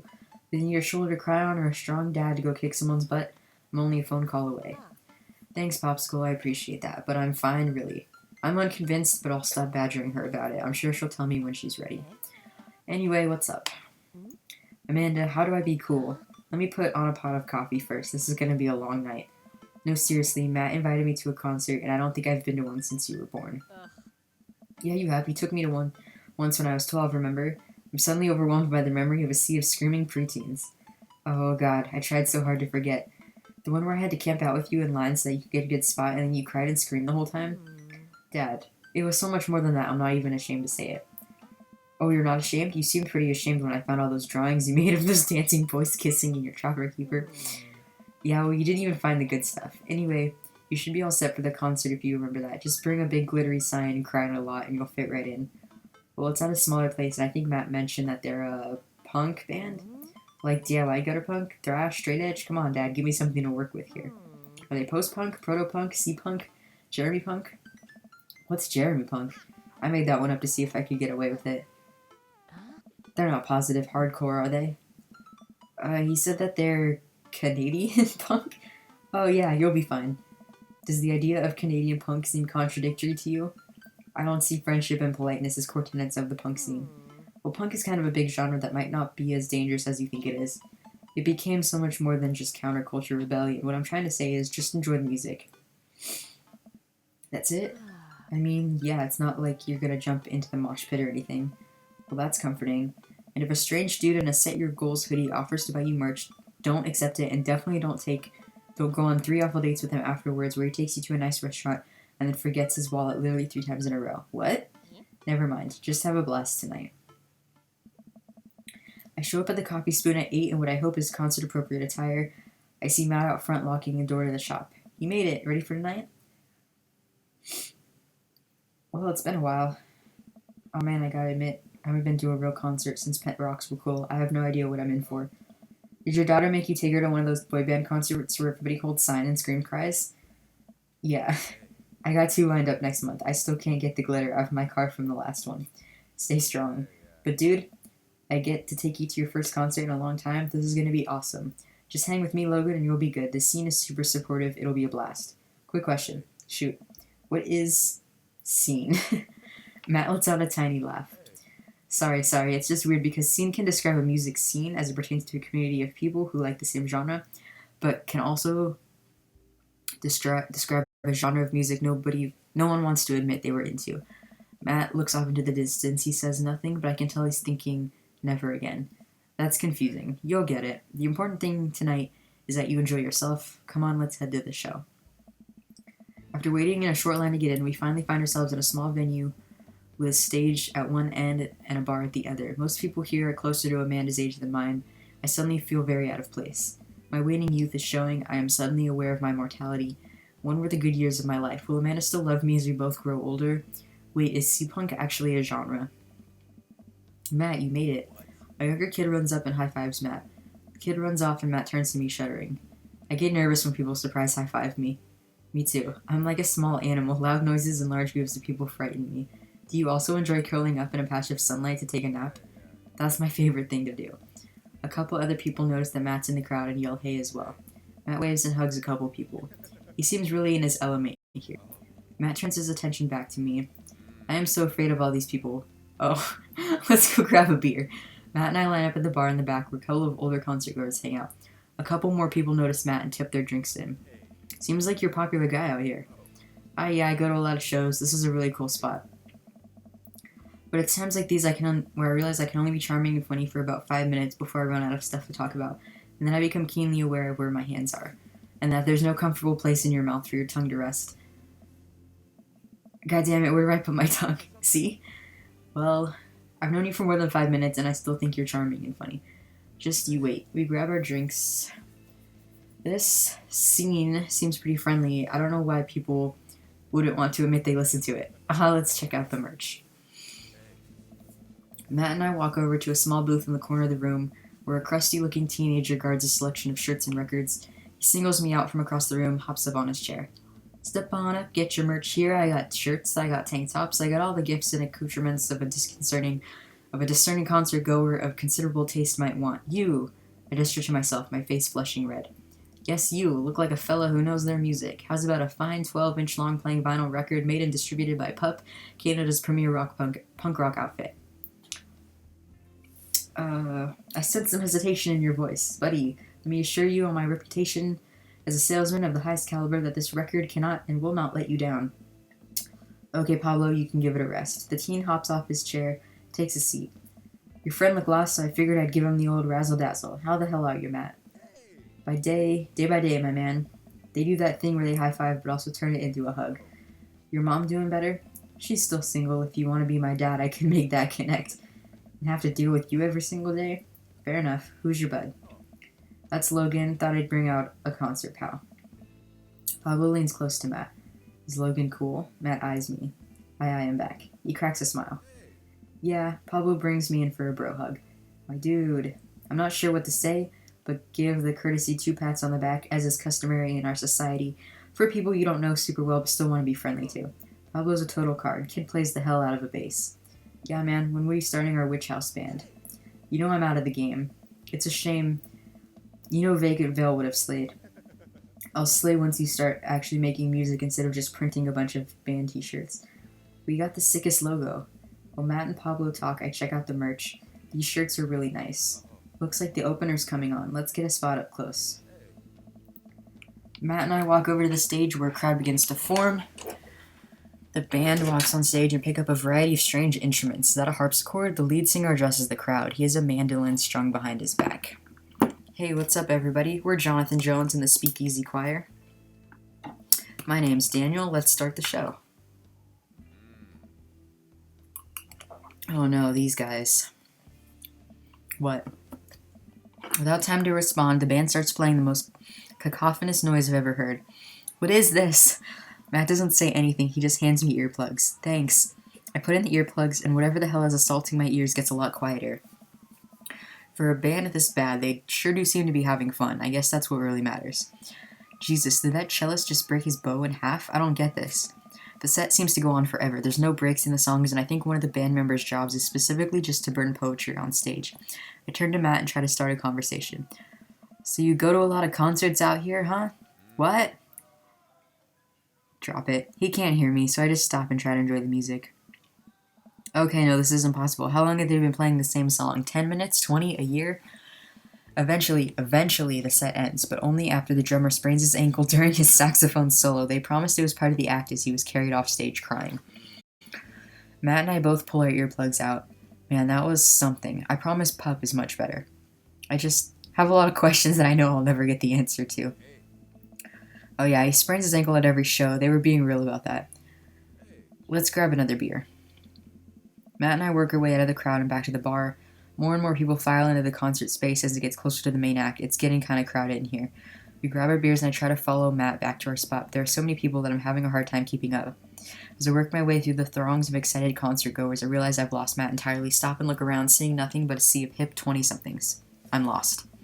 How am I ever going to find Matt here? Where's the exit? Are there even exits? What if I'm trapped in this building forever? Am I going to see my daughter ever again? What if that terrible band gets back on stage? What if... Suddenly a hand reaches out to grab me. It's Matt. Almost lost you, buddy. Whew, I got really nervous for a second there. You and me both, dude. He takes my hand and leads me back toward the stage. I can feel myself blushing a little. We finally settle back into our spot and wait for the band to start. Busy place, huh? Yeah, Pup really brings out a crowd. So you go to concerts a lot. Oh yeah, it's one of my absolute favorite things in the world. I think it's one thing to listen to music and connect with it, but when you're in a room full of people connecting with the music just the same way that you are, that's magic. I suddenly have the urge to pee. Curse this tiny dad bladder. I've never heard it put that way. That's really beautiful. Also, I have to pee. Hurry up, man. They're about to go on. I squeeze my way out of the crowd toward the restroom. I really should have gone before I left the house. But Amanda was watching beauty videos in the bathroom. She had eyeliner wing going halfway across her face, which was actually a pretty good look. I'm so proud of her. I make it to the restroom finally, but it's one of those single-person restrooms with a line forming outside of it. Uh-oh. As soon as I finish my business, the band starts. Crap. The people that were initially milling around the venue all crowd up against the stage as Pup plays their first song. How am I ever going to find Matt now? Ugh. Everyone's rushing to the main stage to watch Pup play. I'm sure Matt will be up there too. I gotta get there without being trampled by all these rowdy youths. Avoid those youths. Okay. How do I do that? Oh my god. There's too many youths. Oh my god. This is the part of the game where you should have been hearing a licensed tune. We worked really hard to lock Too many youths. Ah. I gotta get that heart. Oh my god. They're gonna crush me. Come on. Come on, Dad. Oh no.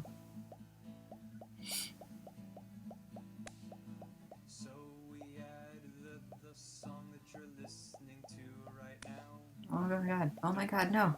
There's too many of them. Oh no. To you streamers and let's players, I have one decree. Please check out the band called Pup and their song DVP.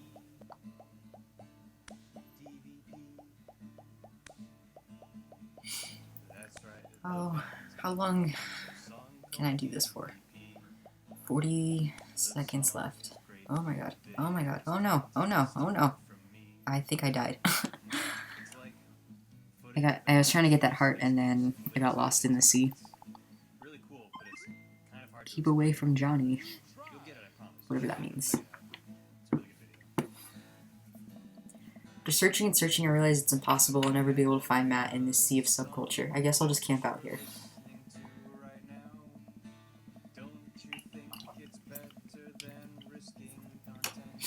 I watch Pups sit by my lonesome out next to a bunch of hip 20-somethings. I can tell they're judging my clothes, and I want so badly to grab them by the shoulders and explain the usefulness of utility pockets, but I try to focus on the concert.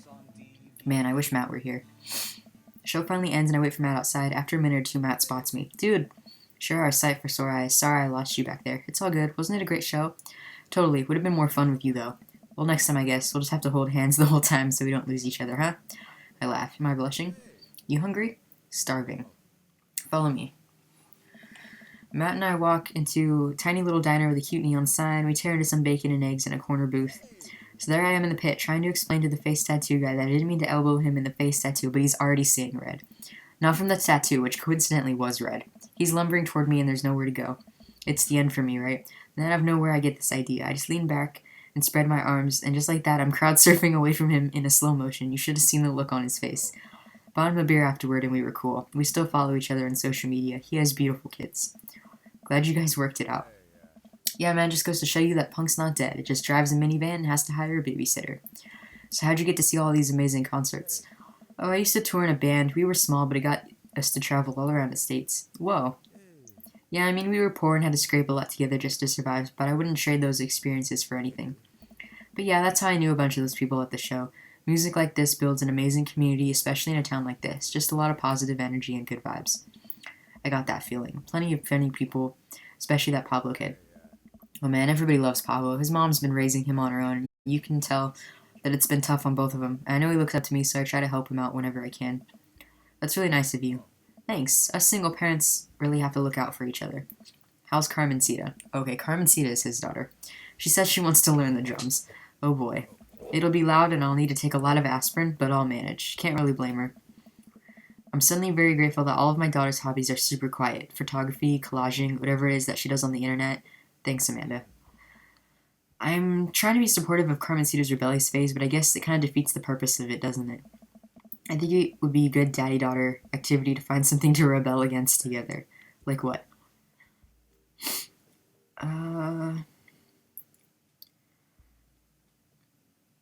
Big budget remakes of foreign films. Reading subtitles isn't even that hard. I think we just have to strive as a society to be okay with reading subtitles. He and I laugh. We keep digging into our big plates of greasy diner food. The breakfast I ordered for dinner is absolutely hitting the spot. Man, being a single dad is rough sometimes. It's a lonely feeling.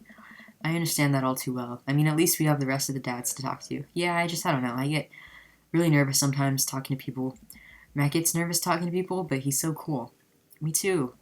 I've never really considered myself an extrovert and never really considered myself an introvert. I'm just uncomfortable in every situation, always. Ah, you're fine. You're really easy to talk to, you know that? I smile. Matt and I spend the rest of the night trading daughter stories. Turns out our kids are a lot alike. We finish up our late night dinners and head out. We walk back to the cul-de-sac, back to our respective houses. Tonight was a blast, man. Loved it. Although I'm probably going to feel it in my knees in the morning. Ha! You and me both. I don't usually like going to these things alone. It was really cool to have you there with me. I'm glad. Alright, I'm calling it quits for the night. Stay cool, man. He called me cool. Matt called me cool. I walk into the house with my heart in my throat. Amanda pops her head out from her room. Hey, Pops, how was the show? Matt thinks I'm cool. You don't say. Amanda Panda, Matt thinks I'm cool. Blind leading the blind, huh? Wow, I just got dunked on by my own child. Unbelievable. Alright, I'm hitting the hay, Pops. See you in the pit. Night, kiddo.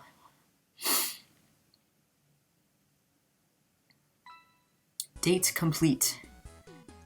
Baby boomer, energy saving, ska, grunge scene, coffee. I don't know what any of those things mean. We got a C, which doesn't seem good. I feel like that's not good.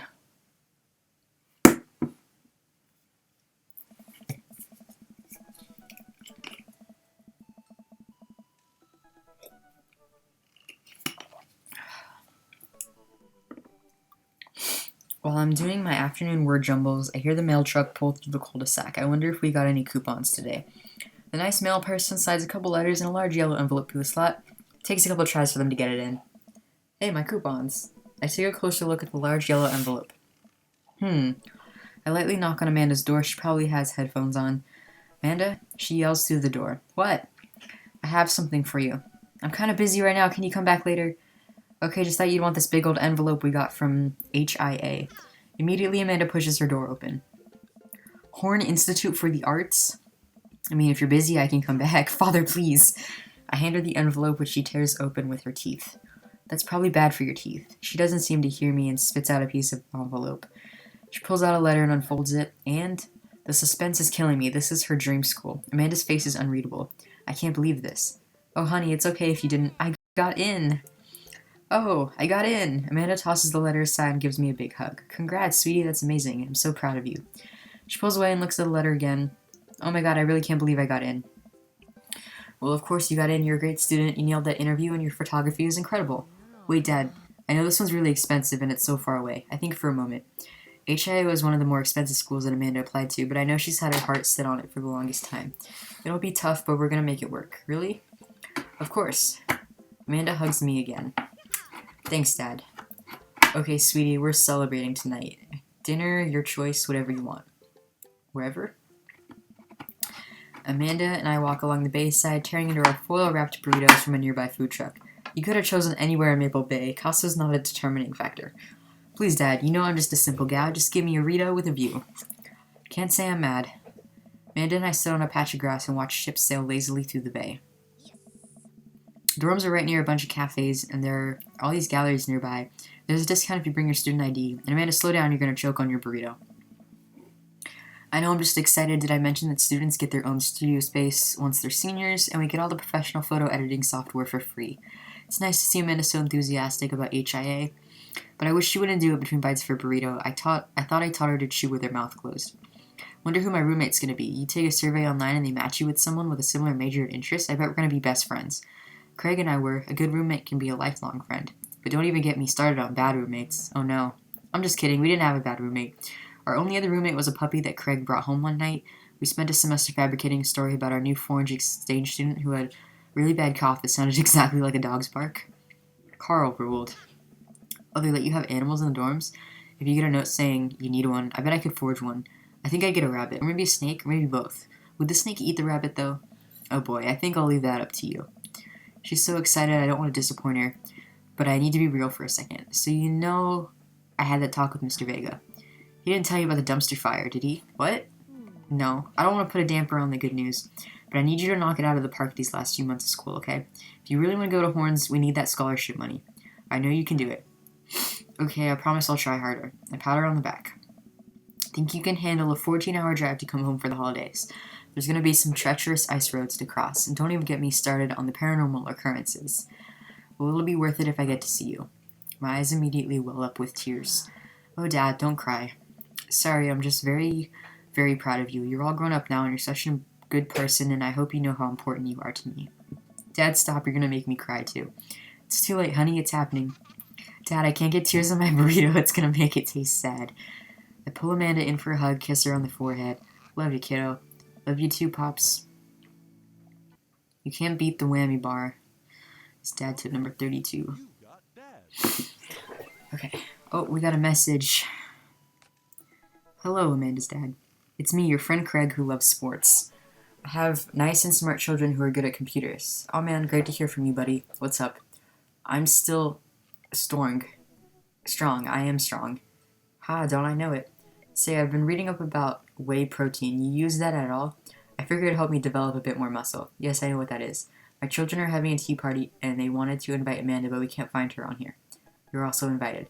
Physical invitation to follow. Cool, I'd love to come. I'll let Amanda know. Thank you, Amanda's dad.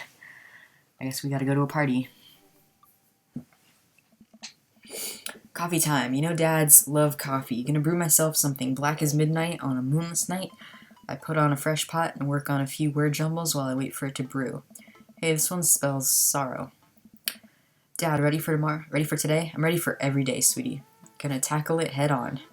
No, are you ready for the thing that we're gonna do today? The thing that you promised you'd do. Honey, I already told you that I'm not gonna throw away my Tom Clancy novels. They're just stacked in the living room. I keep bumping into them and knocking them over, and you don't even read them. Wait, no. That's not what I'm here about. The tea party, Dad. Nope, I don't remember that. Craig's kids. That hand-drawn invitation. Amanda walks over to the refrigerator and comes back with a hand-drawn invitation on a sheet of computer paper inviting Amanda and Amanda's dad to a tea party. They spelled cordially wrong. Just put some going outside pants. Let's get going. I can go outside in sweatpants, nothing's stopping me. Dad, I'll see you in a minute. Put on going outside pants. And then Briar says, hello, thank you for coming to our tea party. I do my best bow and present my daughter, who thanks them with a curtsy. And Hazel says, this way, please. Briar and Hazel lead us to a small table with tiny chairs. Some are occupied by stuffed animals. And Matt and his daughter Carmencita are here too. Matt raises a comically small plastic teacup at me. Hey dude, how's the tea? The imaginary tea is absolutely wonderful. I taste a hint of lemongrass. Hello, Carmencita. Hello, Mr. Amanda's dad. Briar says please have a seat. I sit down between Amanda and Matt. I don't think I'm going to be able to get out of this chair. Hi everyone, says Daisy. Turn to see Daisy and Brian enter into the backyard and take a seat next to us. Sorry we're late. Daisy made me put on going outside pants. See, Amanda? Amanda gives me a knowing look and I return an obliging wink. She rolls her eyes. Is that really something your daughter had to pressure you into, Brian? I give Amanda another even more exaggerated wink. She rolls her eyes even harder. Thank you all for taking time out of your busy schedules for some high tea. Now, if you'll all put on your designated tiaras, there are little tiaras sitting on everyone's plates, well, except for Brian's. His is a softball helmet. Oh, we ran out of tiaras. I don't think this is going to fit me, but I appreciate the thought. Dad, you're royalty. Please act like it. Brian tries to balance the ill-fitting softball helmet on top of his head, but it immediately tumbles off and into the bushes. I'll get that later. Craig says, hey, everybody. He comes out with a teapot and a tray of sandwich cookies. Dad, is the tea ready? Yeah, it's been steeping for a while now. Awesome. Would you girls like to serve your guests tea? No, thank you. We'd much appreciate our servants' help. Craig leans over to me. That's me. Craig places teacups in front of all of us and a single sandwich cookie onto each of our plates. He pours some tea into my cup. Awfully fluorescent for tea. I clink my teacup with Matt's and take a sip. Good lemonade. It's tea. Right, very good tea. I lean over to Amanda, who's happily enjoying her tea. So, what do we do at tea parties? We enjoy the splendors of upper-class society, Father. She takes a dainty bite of her sandwich cookie. Marvelous. So the meeting of princesses has been called to order? Hear, hear. But I'm a warrior princess. I hunt and stuff, and I have, a really cool sword. Can I be a space princess? I'll allow it. And I'll be rockstar princess. I'm also space princess. Can there be more than one? Space is pretty big, don't you think? I changed my mind. I want to be a space princess, too. Dad, what are you? Do I get to be a princess? Duh. Well, I guess that makes me... What the fuck is Rude Boy Princess? History Channel Princess. I am ruler of all I survey, and what I survey is a 10-hour marathon of cupcake storage wars. I don't think I've seen that one. A squad of professional bakers bid on empty storage units and then have to bake 1,000 cupcakes using only the ingredients in the storage unit. That sounds terrible. Oh, it is. I think I'll be landscaper and general contracting princess. Barista princess, reporting for duty. Hey everybody, CrossFit princess here. Not now, servant. If it weren't for the princess uprising, it would be you serving me. We sip tea for a little longer, and then the girls run off to fight dinosaurs as space rock star warrior princesses, I think. They grow up so fast. It was like yesterday that I was helping Amanda throw her own tea parties. Did she make you a servant too? You betcha. Carmencita made me actually brew tea for her as pitfalls of owning a coffee shop. Pitfall, your custom blends are amazing. That hibiscus one you gave me a while back was choice. Oh, thanks. It's really nice the girls are getting along. Yeah, I'm really glad we moved into this community. We are too. Amanda's been kind of a role model to them, you know? I hadn't even realized, and I don't even know if Amanda does either, but I guess they're right. All of the girls in the neighborhood look up to her. She seems to go out of her way to play with them. I'm so proud of her. You better not proud dad cry at this tea party, Logan. I brought extra word jumbles if anybody wants to kill sometime while the girls play. The day rolls on, the girls all get tuckered out. Amanda spends the whole day playing with them and taking their pictures, promising that she'll send them the best ones later. We all clean up, put away the tea sets and tables, head out as Daisy and Carmencita fall asleep on their dad's shoulders. Take care, guys. Thanks for coming. Bye, History Channel princess. You want dinner? No, I filled up on cookies. Me too, I'm tired. Dude, same. Playing with a bunch of little kids who all simultaneously want your attention and approval is surprisingly exhausting. But in a good way, but also in kind of a scary way. How so? I feel like I gotta be on my best behavior for them, and I don't want to let them down. Is this because you still feel bad about dropping the F-bomb in front of your cousin that one time? I corrupted her dad. She secondhand smokes now. Well, those kids really look up to you. I'm glad they have you as a role model. Shucks, Pops. Ruffle Amanda's hair. Ugh. Welcome. You've got dads. Okay, now what? We can just message someone again.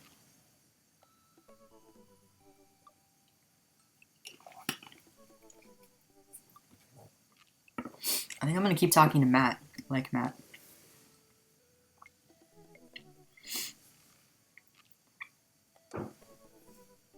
We're going on second date. Hopefully we do better than a C. Instead of messaging the guy, why don't I just walk over and grab some coffee? I'm feeling really sluggish today anyway. Amanda sticks her head out of her room. Father, I want to go to the coffee spoon. Oh, so you get called cool once, and now you're the cool dad who hangs out at coffee shops and listens to neo jazz and stuff? Amanda, are you gonna bring your laptop and your leather-bound journal so you can work on your poetry anthology? Look, honey, do you want me to buy you coffee or not? Let me grab my laptop and my leather-bound journal. Amanda and I make the short walk over to the coffee spoon. The place is quiet today, just a few people hanging out and reading books in the cozy little nooks. I walk up to the counter, see a familiar pierced face. Hey, you were the dude I yelled at a bunch the other night. Amanda cast a sideways glance at me. He tried to sell me shirts. And who might you be, miss? This is my daughter, Amanda. A person I am a father to and am very protective of. In order to make your acquaintance, my name is Pablo. Did I mention that I make witch house music? I wouldn't call witch house music, but okay. A piercing blow to my ego, though not one that will dissuade my need to impress you. My innate dad senses tingle. I am overwhelmed with a fatherly, protective energy. I must do something to protect my child. Change the subject. Anyways, Pablo, I didn't know you worked here. Yeah, man, today's my first day. Matt's still training. Logan. Matt comes out from washing dishes in the back room to meet Amanda and I. He and I high-five as fellow cool people do. See, you've met my newest employee. At your service, although I'm only here until Vacant Vale starts their world tour. When's that? Well, we have to put out a record first. Alright, Pablo, now what do we do with customers again? Right, yes, Pablo clears his throat. Hello, good folk of Maple Bay. Can I interest you in a tasty, caffeinated beverage? A smashing pumpkin spice latte, please. A classic. And you? Americano football. Please. Our coffee is as strong as that band's feelings. Good choice. I don't get it. American football is a sport, but it's also this emo band that made a good album and then waited over a decade. They made another good album, and their music was very sad and sometimes featured sad trumpets. And I'm over-explaining the joke again. Pablo is coming right up. Pablo gets to work making our drinks while Matt observes him. He'll get the hang of it. For as goofy of a dude as he is, kid works hard. Hey man, that concert was a lot of fun. We should hang out again. Hell yes. I'm actually going to be done training Pablo in a couple hours. I was going to go record shopping. Want to come along? Absolutely.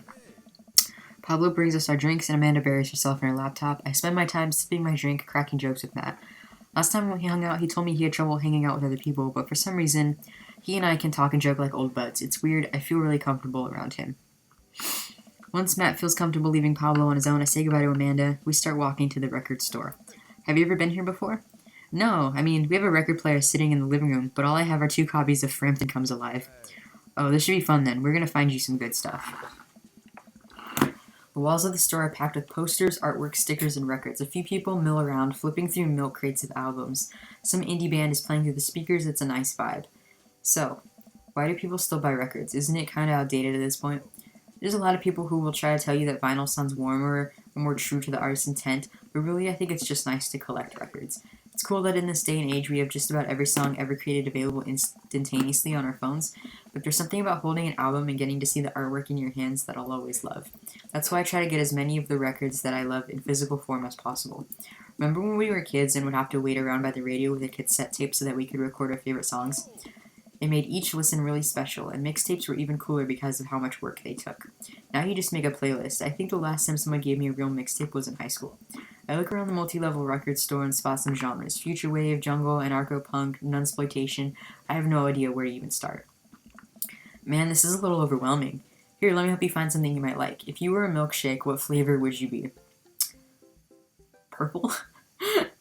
No, I'm not gonna pick purple. Cookies and cream. If you could only buy one type of candle scent for the rest of your life, what would it be? Daffodil, Mountain Spring, Camouflage, Summer Breeze, Spring Creek, Fireball, Power Violence, Cherry Blossom. I'm gonna pick Camouflage, Summer Breeze. What's your favorite ambient sound? Rain, Bowling Alley, Star Trek Bridge Ambiance, Howls of the Bone Chorus. I'm gonna say rain. What's your dream vacation spot? Backyard, volcano, living off the fat of land in Ibiza, starting a new life in the Baltics. Start a new life in the Baltics. What's your deepest, darkest fear? I worry that people are nice to me only because they want something from me. I fear I don't deserve happiness and won't ever get it. What if nobody exists but me and I fabricated this universe? Saying you too when the waiter tells you to enjoy your food. Matt thinks for a moment. Oh, I know just the thing. Matt runs to the other end of the store and returns holding a record behind his back. He shows it to me. This is Smokey Rolls Down Thunder Canyon by Devendra Banhart. Sounds like what you need is some Devendra Banhart.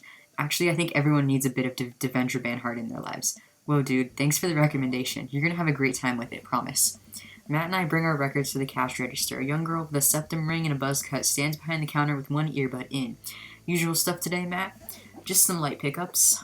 Matt places 3 albums on the counter. Swear, I'm Good at This by Diane Sig, Forever by Mystery Skulls, and Greatest Hits by Remo Drive. Tight. The cashier rings Matt up and hands back his albums in a bag. She stares at me suspiciously. Who's the nerd? That nerd is my buddy Logan. Logan, this beacon of human charm, is Molly. I got kicked out of art school for destroying my paintings at the end of every critique. Dude, that's pretty baller. Lovely to meet you. Anyway, Matt, this is the open mic night still on? You know it, are the Third Waves gonna do a special acoustic performance? I might see if I can get a few of the girls together. There's an open mic night going on? Yeah, dude, we do it every month at the Coffee Spoon. Some amazing talent always comes through. Got a flyer for it right here. You and Amanda should come by that night. Matt blushes. I mean, if you're not doing anything. Will Vacant Veil be playing? If only. I finish paying for my record and we head out of the store. Man, what a trip down memory lane. I haven't been in a record shop like that since Vans had shag carpeting. Now that you mention it, isn't it strange to think of all those weird little musical memories? How do you mean? Well, I think music is a very time and place sort of thing. A song is important to me not only in that I think it sounds good, but where I was, what I was doing when I listened to it. There's music that reminds me of exes, of struggling through school, of being so poor that I didn't know where my next meal was coming from. All that stuff. And listening to those songs reminds me of those moments of my life. Yeah, now that I think of it, even the pop concert Amanda made me take her to is special to me. I mean, I'm not really a fan of the band, but hearing their songs on the radio reminds me of how young and excited Amanda was. And then that even reminds me of a younger me going to see my favorite bands in concert with all my friends. We would always go to my friend Cynthia Chapman's house beforehand and smoke pot in her basement like we were so slick. Her parents definitely knew what we were doing. Wait, when was the last time you smoked pot? Matt stops and thinks for a moment. It's been decades. Dude, me too. Where do you even get pot now? Is that even what kids call it these days? I don't know, but I bet I could find out. Do you want to get high and listen to our new records? Yeah, why not? Matt pulls out his phone and starts texting. After a few minutes, he looks up and smiles at me. Molly's got a hookup. Says meet in the alley near the coffee shop. Okay, if it turns out it's the feds, you make a break for it, and I'll take the heat. Just promise me that you'll raise Amanda like she was your own. You realize that weed has been legalized in this state, right? I definitely knew that. But we live in dangerous times. Who knows what lurks in the seedy underbelly of Maple Bay? We could find ourselves on the wrong end of a deal gone bad. Just look out for Amanda. I swear. Oh, here's our guy. Coming around the corner of one of those nasty grease dumpsters, shrouded in darkness, is a lean figure dressed in all black. Excuse me, Mr. Drug Man. Surprised, the person almost jumps out of their skin. It's Lucian, Damien's son. Who sent you? We're cool, man, we're cool. Says who? For all I know, you could be with the feds. Actually, weed is Prove you're cool. What? I need to know that you're down, or I bolt.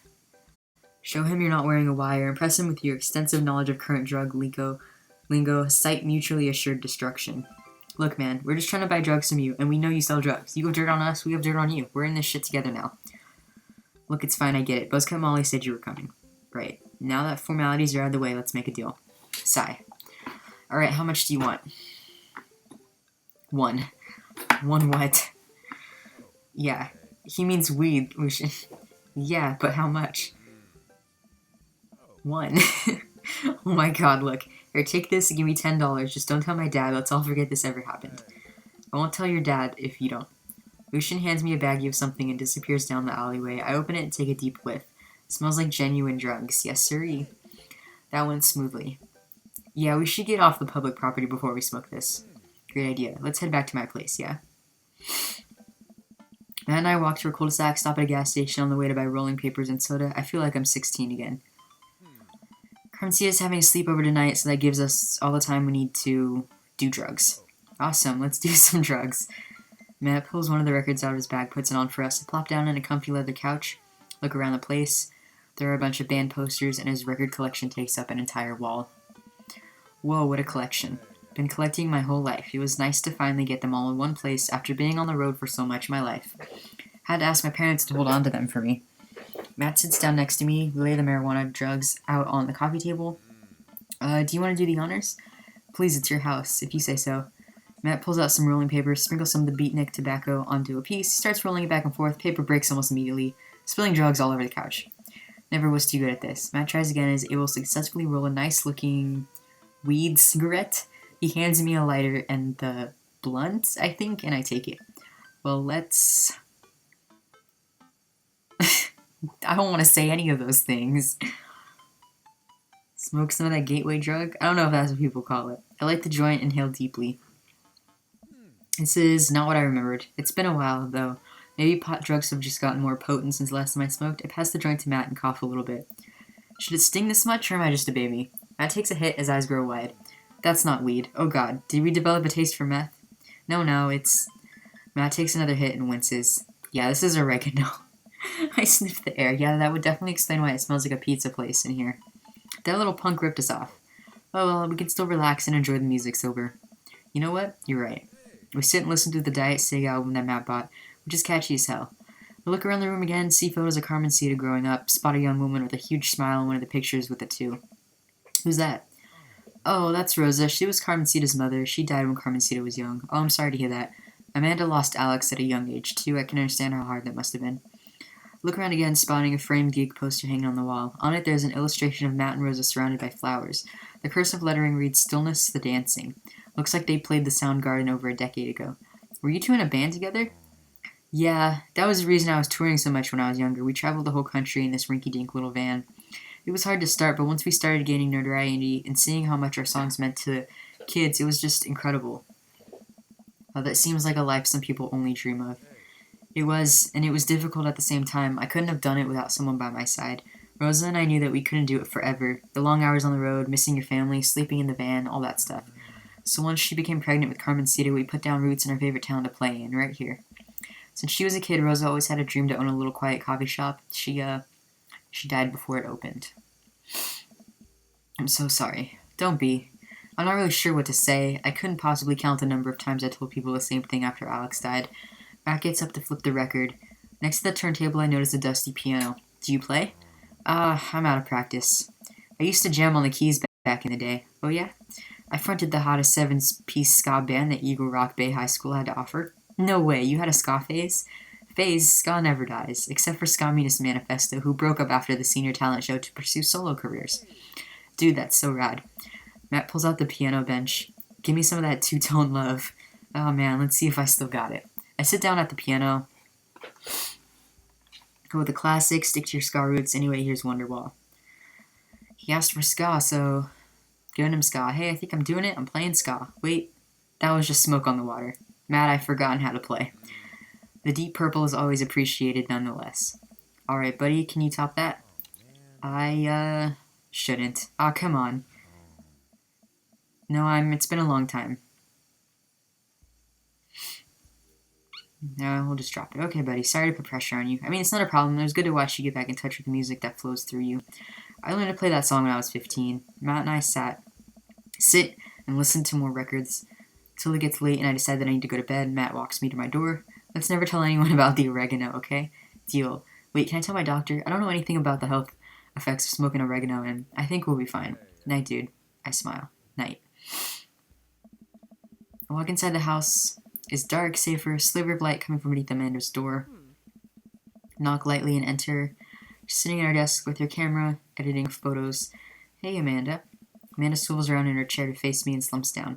What smells like a pizza parlor in here? What? Nothing? So what's up? Dad, I'm hungry. Wait, no. Hi, hungry. No, I'm Dad. Amanda collapses on the floor. I promised myself I'd never let it come to this. Sorry, kiddo. You set it up, I spike it down. You're a monster. Want some spaghetti? Yes, please. Amanda and I boil pasta, heat up sauce in a pan. While I boil pasta and heat up sauce while Amanda watches. Despite my best efforts, I'm not able to set it on fire. How was record collecting? It was great. Did you know that Matt used to play in a band? No way, was he good? I don't know if the band was good, but he played some piano for me tonight, and it was amazing. Liar, he did not play piano for me tonight. He played piano for you? Dude. Yeah, I brought it up that he should play at the open mic night that's happening in his coffee shop, but he kind of got weird about it. Hey, I saw a flyer for that. We should go. It's not too late to start father-daughter punk band and play a couple tunes there. Yeah, I only break out my glockenspiel. I think I only know hot cross buns, but we can work off the chord progression. Amanda and I have a nice dinner before she goes back to her room to do photography stuff. I end up watching True Life I'm a House Hunter. They're staging an intervention for the house hunter who's crying uncontrollably over the color of the walls. They know they can paint the walls of their house any color they want, right? Matt's song is stuck in my head all night.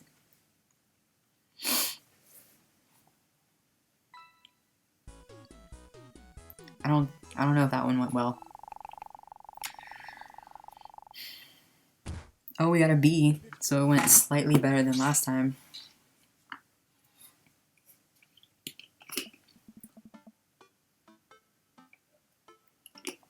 Well, it's been a long day. I'm just about ready to pack it in. After a few bites of ice cream from the freezer, I turn off all the lights and walk down the hall to my room. Wonder if Amanda's still awake. That kid needs some sleep. I pass her room, hear a faint sound, but can't quite make out what it is, and I get a little closer. Is she crying? I knock gently on the door. Hey, Amanda? Crying immediately stops. Not right now. Her voice sounds strange. She sniffles. I need to make sure she's okay. I open the door. In the dark, I can see Amanda's outline in the middle of her bed, knees hugged up against her body. Is everything okay? I don't want to talk about it. Did something happen? No, nothing happened. Go away. Do we keep pushing her? She seems like she's gonna get mad, but if we leave her alone, she's not saying anything. I don't know. I'll leave her alone. Alright, I'll leave you be. I'm back out of the room, close the door gently behind me. She immediately starts crying again. This is not good. I have no idea what has her so upset. She seemed totally normal. I feel awful just leaving her to cry. But I also get the feeling that if I tried to do anything else, it would only have made her more upset. I can't stop mentally cycling through all sorts of awful things she could be dealing with right now. More than anything, I just want her to be happy and safe. I have a hard time falling asleep, but when I finally do, I'm still thinking about Amanda. After a long night of very little sleep, roll out of bed, make myself a pot of coffee. Amanda should be up for school soon. Maybe she'll be willing to talk about whatever's bothering her. About 10 minutes before she's supposed to leave, she comes out of her room, makes a beeline for the freezer. Morning, Amanda. Morning. Drops a frozen waffle in a toaster, slams the freezer door. She won't look at me. Yikes. So, anything big going on at school today? No. Okay. Do you need a ride to school? No. Want some coffee? Pulls the toaster lever up, takes her still freezer burned waffle out before it's finished cooking. I have to go. Picks up her bag and storms out. Okay. Haven't seen her act like this in a long time. It's usually short-lived, but it always hurts. Hopefully this blows over and things are back to normal soon. I sit back at the kitchen table, look at a picture of Amanda and I hanging on the wall. In it, I'm teaching her to ride a bike. Her face is a mixture of excitement and pure, unadulterated fear. I remember how determined she was. Every time she would fall off and scrape her knees, she would get up and try it again. Finally, I had to stop her because she was bleeding everywhere. Then she started to cry because she didn't think she needed bandages and wanted to keep trying. As I put the bike away, she just stood in the middle of the street and screamed. Then I took her for ice cream, and it was like nothing even happened. After giving it a bit of thought, I decided that if I force her to talk about it, I'm only going to make things worse. But I have an idea. I start rummaging around for ingredients. I hear Amanda walk in the door. Instead of heading for the kitchen like she usually does, she makes a beeline to her room. She's clearly trying to avoid me. Hey, Pumpkin. What? Can you come here for a sec? There's a moment of silence. Yeah, I wanted to say sorry about last night. I'm just worried about you, kiddo. I get scared when I know something's wrong, and I get even more scared when I feel like I can't do anything about it. Dad, so just, whatever it is, you don't have to tell me if you don't want to, whatever it is, just know that you have your dad in your corner who wants you to be happy. Honey, you know I'm bad with words, so I was hoping I could speak a language we both understand. I pull a cake out of the refrigerator and place it on the table. Hopefully the frosting is set by now. Ta-da! Dad. It took me a really long time because I ran out of red frosting somewhere around sad and had to start over, and this is beautiful. It's strawberry. Amanda gives me a big ol' hug. I grab some plates and forks and serve us some delicious cake. So, it's really stupid. What is? This whole thing. I know I've been really weird lately and I don't even know how to explain it. I feel like I might have to make you a chart. I'm listening. Do you want me to take notes? I guess I should start from the top. So you know how Emma R is going to that fancy art school in California, right? Emma R. The one who puked, the best friend, the other one. The best friend. You got it. Wow, proud of you. Anyway, ever since she got the acceptance letter, I've been feeling like she's drifting away, you know? And she's been spending a lot more time with Grace and Emma P, and I just thought it was all in my head for a while. But then I found out from Rosie M that both of the Emmas, Grace and Noah, all went to a party at Mackenzie F's on the same night. They all told me they were busy studying for a Calc AB final. Yikes. So, another important piece of information is, God, this is embarrassing. I have a crush on Noah, and, that's a thing. Whoa, I had no idea. I definitely didn't know that. Okay. You're a bad liar. So are you. I learned from the worst. Anyway, so the only person I told about the crush was Emma R, and she promised not to tell anybody. I didn't confront them about the party because I didn't want to start drama, so I just kept quiet and kept going about my business. Amanda sighs. And then one day I invite everybody out to get nachos at the mall.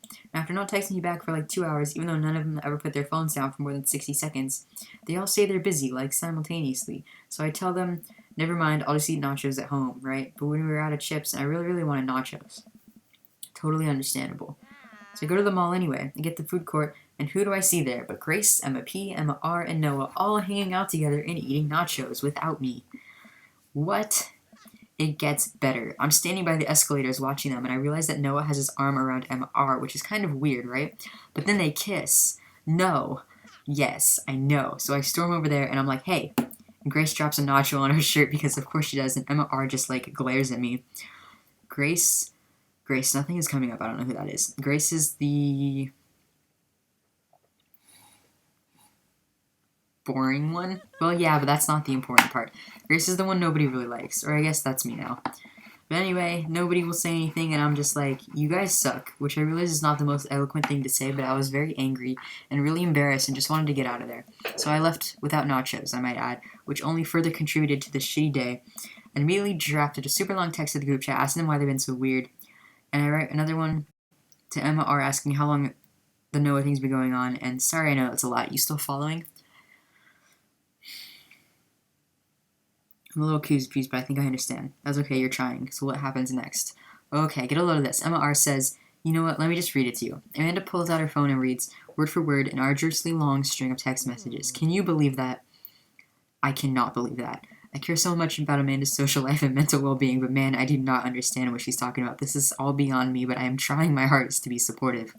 They were dating in secret for like months, so I told her she's been being a really terrible friend, and she's like, well, if you think I'm so terrible, then just stop being my friend. And I was like, okay. And then she left me on red, And then, wait, left me on red. What's that? Oh, like she saw my message and didn't reply, and I know because there are read receipts. I don't know what read receipts are, but I'm gonna nod and pretend I understand. Gotcha. So while all this is happening, I'm talking to Emma P about how mad I am because she's at least being kind of reasonable, and I'm venting to her about how pissed off I am at everybody and stuff. And then I don't know where Noah texts me and is like, "How could you say that about me?" And I'm like, "Say what about you?" And he tells me that Emma P sent screenshots of everything I told her to the group chat that I got kicked out of. Alright, I think you lost me at screenshots, but that definitely sounds bad. There's so much more, but honestly, it's all just really stupid teenager stuff. The bottom line is that everybody dropped me, half of my grade hates me, and now I have no friends. Amanda, I'm so sorry. I almost expected it from everybody else, but Emma R's been there since Dad died, and I can't believe she would just stab me in the back like that. I'm not even mad that she's dating Noah. I'm just upset that she lied to me about it for so long. Amanda stabs at the remnants of her cake. Okay, I take it back. I'm kind of mad that she's dating Noah. Like, what did I do wrong? Why did everyone just suddenly decide I'm not cool anymore? Why wasn't I enough? I don't understand. And as mad as I am at everybody, like, I miss them, Dad. Amanda looks so dejected. I almost can't take it. What could I possibly say to help? Anyways, that's it. That's the whole sordid tale. Thanks for listening. Tune in next week for more hot gossip. Wow. I know it's pretty dumb. It's not dumb. No, it's a stupid thing to be upset over. And your feelings are real. Don't ever be mad at yourself for having feelings, I guess. Unless you've secretly been a robot who's been approximating human feelings this whole time. Dad, if I was a robot, I would have transformed into a monster truck a long, long time ago. But seriously, I know you probably don't want advice, but I feel like it's my duty as a dad to bestow upon you a few nuggets of fatherly wisdom. Not all friendships last forever. Real friends don't do that, or high school sucks. Not all friendships last forever is gonna, like, sound dismissive of her friends. Real friends don't do that. It's also gonna sound dismissive because she still likes her friends. She said that. So I feel like none of that would help us. So I'm just gonna say high school sucks. Honey, high school sucks. You make friends with people just because they're there. When you're still living in your hometown, there's a pretty small pool of people to choose from. Once you go to college and you get out into the real world, you're gonna be exposed to all sorts of people, and it's gonna be easier to make friends with people who really get you. Some of those friendships can last a lifetime. I mean, look at me and Craig. And some of them only last a little while, and that's okay too. You're gonna make so many awesome new friends at art school. Ultimately, I think this says more about their character than it does about yours, because you're amazing. And if they can't see that, well, that's their problem. What he just said doesn't make sense, because he was just like, oh, you make friends with these people in high school just because you're all there. And then he's like, but you'll go to college and you'll meet friends at art school. And it's like, that's literally the same thing, just making friends with the people who are there. That's actually not very good dad advice, I don't think. She says, I'll keep that in mind. I look down at the table. Did we just eat that whole cake? Yes, we did just eat that whole cake. Well, good talk. Amanda gets up to go to her room. Before she closes her door, she turns around.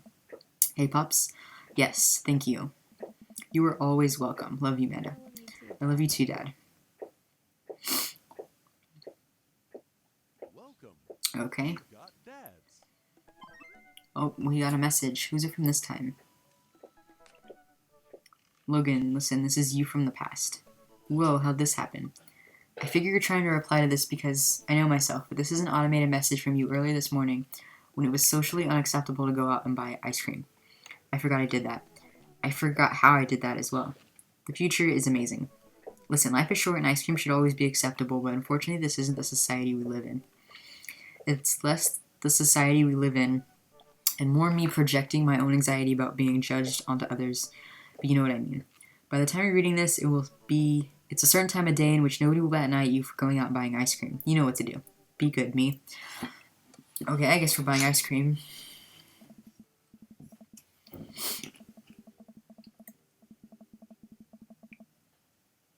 You know what? I've earned a treat.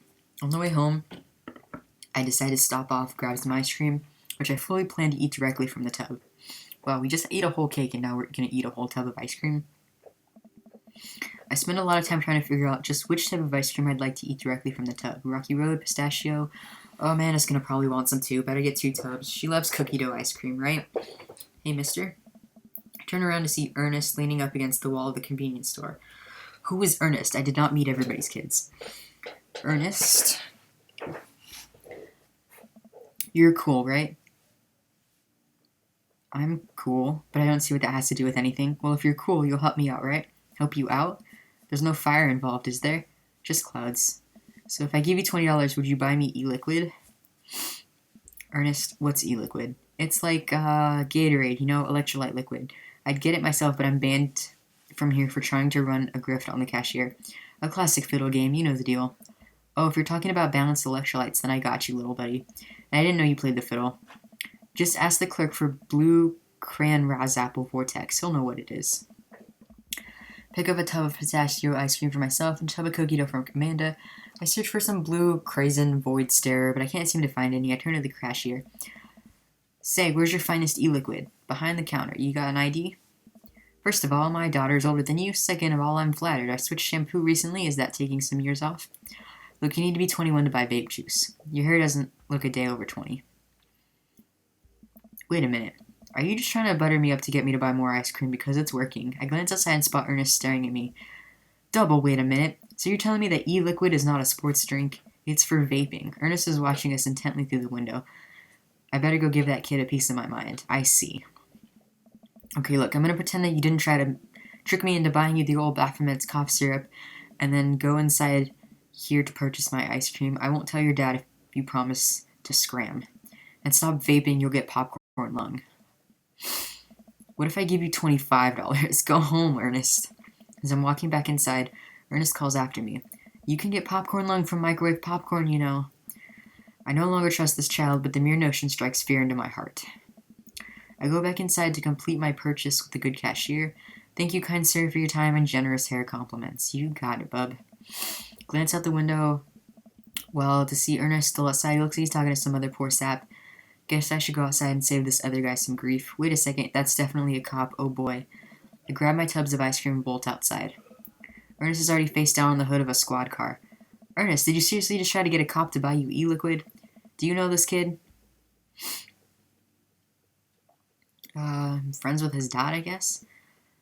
Yeah, we live in the same cul-de-sac. I know his dad. Listen, he's a good kid, and I'm this boy's father. I turn around and see Robert walking up the street and toward the convenience store. Ernest, what are you doing? I want a lawyer. First of all, good first instinct. Remember that you're not required to answer any questions from a police officer without a lawyer present. You're this boy's father? Yes, sir. Ernest likes to lash out at me like this ever since the accident. Oh, I don't like talking about it. That's fine. Robert gets a wistful twinkle in his eye. It all started 7 summers ago. My hair was long then. New metal was still in style. Ernest and I were down in the Florida swampland scavenging for... Sir, I can leave you to take it from here. Sounds good. Thanks, officer. Ernest, come along now. You'll be cleaning grout from the rain gutter for a week thanks to this transgression. The police officer gets in his car and drives off. I'm stunned by how cool Robert was just there. Thanks, I want to say Richard? Ouch. Don't mention it, Hemingway. Got in trouble plenty of times in my life. Just trying to do my good deed for the day. Will you buy me e-liquid if I give you $20? Child, I will end you. Hey, Logan, will you walk Ernest home with me? Sure. Okay, so is Ernest... Ernest must be the teacher's kid, right? Because he's like an English teacher, and the kid's name is Ernest, right? I didn't talk to enough people at the barbecue. I was too hungry for burgers. Ernest runs ahead, presumably so he won't be seen with us, which is a thing I think kids do. He reminds me a lot of myself when I was his age. Maybe I wasn't as dumb. Seems like he tortures his dad. Seems like he tortures just about everybody. He even stole your wallet. What? No, he did. I pat my back pocket. I pat the rest of my pockets. He stole my wallet. Why are you doing this to yourself? What? Robert points at my tubs of ice cream. One of them's for Amanda. I have no qualms with the quantity of ice cream you've purchased. It's a perfectly respectable amount of ice cream. It's the quality I'm talking about. You work hard, Logan. You're a good dad. Why don't you think you deserve top-shelf ice cream? But these were on sale. If you're gonna go treat yourself, go big or go home. Real vanilla bean, real pistachio. You deserve it. We arrive at the cul-de-sac. Ernest runs into his home. That boy is the reason why we don't have prizes in cereal anymore. Catch you around, Logan. Robert tosses me my wallet. I catch it with a surprised look on my face. I stole it back. Keep it in your front pocket or use a chain like back in your ska days. Smell you later. See you, Robert. I go back inside my home, ready to spend the rest of the night with 2 tubs of ice cream and also Amanda.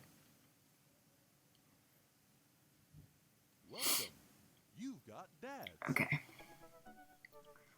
Now what? Oh. We have one more message we can send. We can talk to Matt again. We can...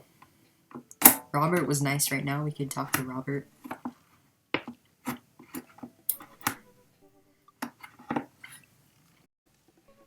But if we go to Robert, then like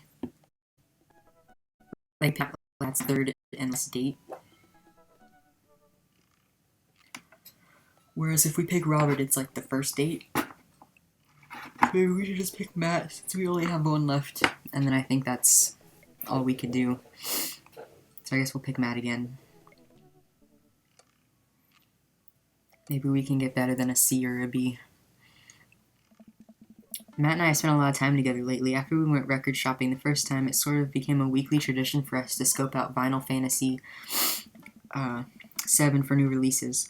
On quieter days, I'll go to the Coffee Spoon just to hang out with him. He's been trying to get me to branch out from my usual black coffee to try new drinks, and they're always delicious.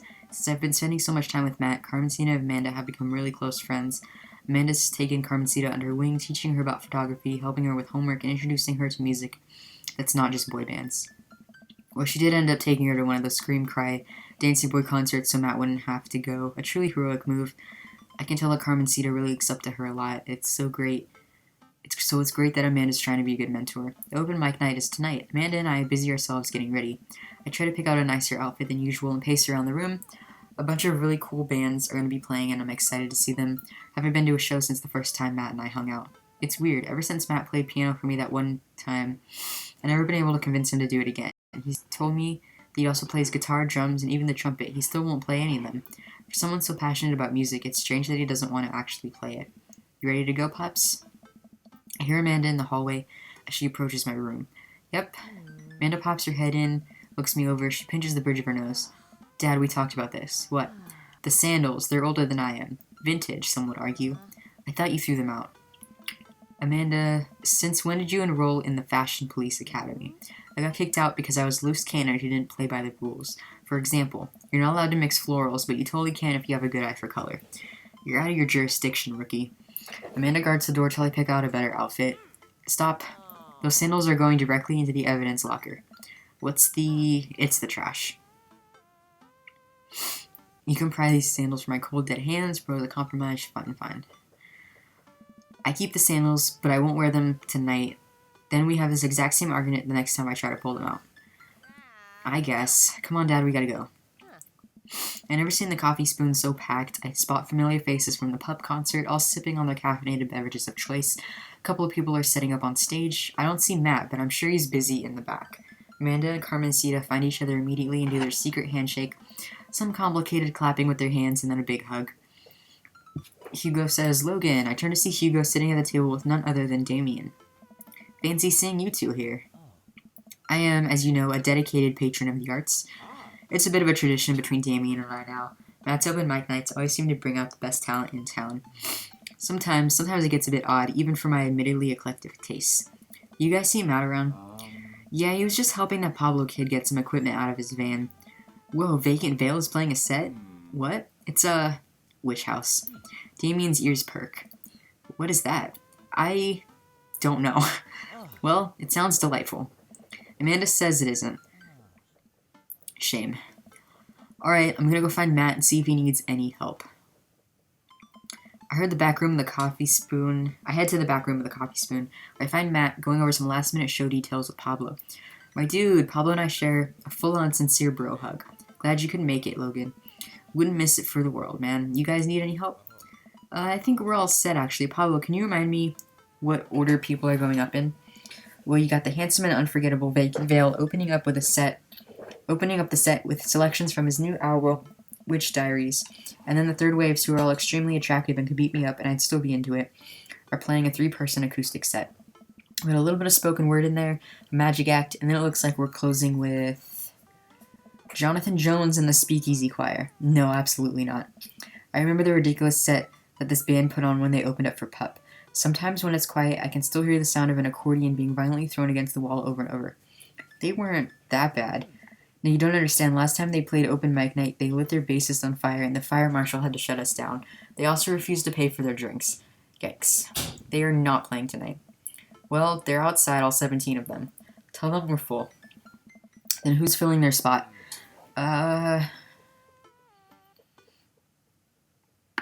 Do we get Matt to play, or do we play? I mean, we showed that we didn't know how to play. But if we tell Matt to play, he might get upset. I think I'm gonna tell Matt to play anyway. Come on, Matt, you should play. No, I can't. I really can't. I'll play. What are you doing? What? What would you even do? Stop talking, close your mouth. The Scoutmates Manifesto is making a comeback solo show. I thought you didn't know how to play anymore. You don't know how to play anything anymore. Scout comes to you in the hour when you need it most, without fail. Stop being so desperate to please your hot friend, Logan. Is there a keyboard around? Your unending thirst will be your ultimate downfall. Yeah, I have one right here. Then it's settled. Dude, are you sure? No, I'm not. As sure as ska is generally played with staccato notes on the upbeat. Well, as long as nothing gets set on fire, it can't possibly be worse than Jonathan Jones and the Speakeasy Choir. Matt grabs me by the shoulder, stares into my eyes. Thank you, Logan. I owe you big time. Settle back into my seat with Amanda. Watch the show start. The house is packed now, with a few people even standing outside to watch. What have I gotten myself into? Amanda, I may have made a mistake. Dad, if you bought a brand new pair of those sandals in hopes that I would be okay with you wearing them, I swear I agreed to pull out my ska. No, absolutely not. I had to help Matt. Dad, I love you and I support you, but we left ska behind for a reason. Look, it's either this or we're in the splash zone for a group of 20 musicians all crying at the same time for the sake of art, and I'm not being hyperbolic about the splash zone thing. They literally hand out ponchos. Somehow this is the preferable option. I just have to play the thing. Play what thing? You don't know how to play any instruments. Just promise me you'll still love me after this. I promise. But I may have to change my last name, and I hope you'll understand. Of course. My new last name is going to be Fireblast. Amanda. Or maybe Cold Steel. Matt takes the stage to a roar of applause from the crowd. He grabs the mic and addresses us all. Thank you everyone for coming out tonight. Matt's so nervous. And I'm so nervous. I can't stop staring at his mouth, and that makes me even more nervous. We have a jam-packed roster of amazing local talent who you might already know or maybe have seen before, but would like to see again, and I'm rambling now, sorry. Oh, Matt. So let me just bring on a dear friend of mine who's making his live show debut. Please welcome to the stage, Vacant Veil. Crowd cheers again. Pablo bounds up to the stage beaming. He sets up his 2 laptops and keyboard, launches into his set. Thank you, everyone. This one is called Witch House Never Dies, and you're next. Pablo hits the crowd with a heavy, inaccessible synth bass, layered under drum samples and clips from science fiction shows played in reverse. It's maybe not the right show for this, but everyone seems to be enjoying whatever this is. At the end of the song, Pablo jumps on the mic. Thank you to all the veil wearers who came out tonight. A portion of the crowd cheers. He has a fan base already. He has a name for the fan base. This is his first live show. You can buy t-shirts out of the trunk in my car after the show. Also, I'd like to thank my mom for coming out to watch me play. You're my rock, Ma. Pablo's mom says, love you, honey. Pablo plays a few more songs that are actually super fun to listen to. Wow, I definitely did not see that coming, especially after Amanda's strongly worded thoughts about the genre. Once he's done, he vacates the stage and Matt jumps back up again. Big round of applause for our very own Pablo, who coincidentally works here. Yay, Pablo. And hey, next up are a group of young ladies who have been tearing up the East Coast with riot punk for 3 years now. Years, I meant years. 3 years. Sorry, the writing on my hand smudged because I'm sweating. I shouldn't have told you all that I'm sweating. I'm sorry. Wow. He seems just as visibly nervous as I feel right now. Put your hands together for the Third Waves. Buzzcut Molly from Final Fantasy VII takes the stage, followed by 2 girls with colorful hair and fishnet stockings. All of them are wearing combat boots, and all of them look mad about something. Their set is so energetic that it almost seems like a pit is going to open up in the coffee shop. I look over to Amanda, who's clearly enjoying the hell out of anarchic female-fronted punk rock. Dad, can I get a lip ring? Sure, if you pay for it yourself. Come on, it's no fun if it's not an active youthful rebellion. After the Third Waves close out their set, a variety of acts play to the delight and sometimes horror of the crowd. The magician tries to turn a cup of coffee into a cup of coins, but ends up just spilling hot coffee all over himself and dropping the coins. As each act leaves the stage, it gets more and more nervous. There are so many people here. I don't know anything about how to play the piano other than it has keys and you have to touch the keys to make sounds. Also, I almost spill the flat white stripes in my hand because it's trembling so much. No joke, Dad. I'm rooting for you. You're gonna knock him dead. Thanks, Manda Panda. An improv comedy group takes the stage. They take suggestions from the crowd and end up doing a scene that was supposed to be about coffee, but instead turns into 5 minutes of dick jokes. Classic. I have a hard time laughing. My stomach is tying itself into knots. Not just regular knots either, like the kind of knots you get when you throw your phone charger, headphones, and laptop charger in the same bag. I don't know where Matt sits down next to me. Hey, are you doing okay? I'm totally fine. I want to reassure him that I'm okay, but I just can't get the words out. I'm here. Alright, just making sure I know you're gonna do great, Logan. Matt squeezes my shoulder, jogs back up to the stage. Everybody, we're down to the last act of the night. Now this person, who is my friend, is making their return to the stage after a long hiatus. Please welcome, formerly of the Communist Manifesto, Logan River. Everyone cheers as I take the stage. Damien and Hugo are staring at me in shock. Hey everybody, good to be here. Thanks for having me on. Great crowd. My name is Logan, but you can call me by my stage name. I hate these names. Five Iron Freddy. The crowd claps politely. I sit down at the piano. That's a lot of keys. That's so many keys. Do pianos usually have this many keys? God, these lights are all really bright. Someone coughs. I guess I have to play some good... I guess that's some good stage banter, and now I have to play a song. The song is called Beam Me Up, Scotty. Deep breath. How hard can it be? Oh god. No matter how disastrous this is, I'll just have to make it through the whole song and I'll have saved the day. Here goes nothing. Oh god. Tickle that ivory.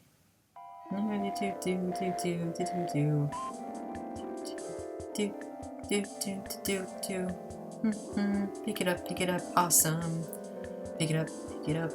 Ooh, ooh. Singing that easy ska tune.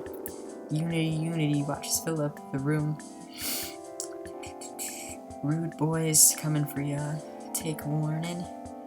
If you don't skank tonight, it'll be alarming. I just need you to know that I can't hear any of the sound in this game. So, I have no idea what this sounds like at all. Beam me up, Scotty. Beam me up to the Star Trek Enterprise.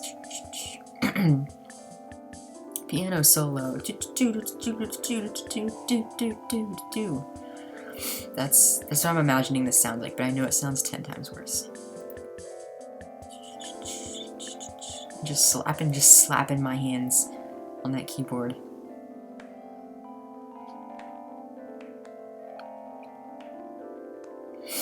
Okay, when is this gonna be over? I'm done.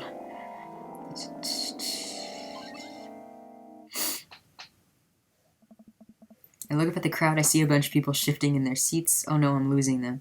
Ska really is dead and I killed it. Everybody ska. Everybody ska.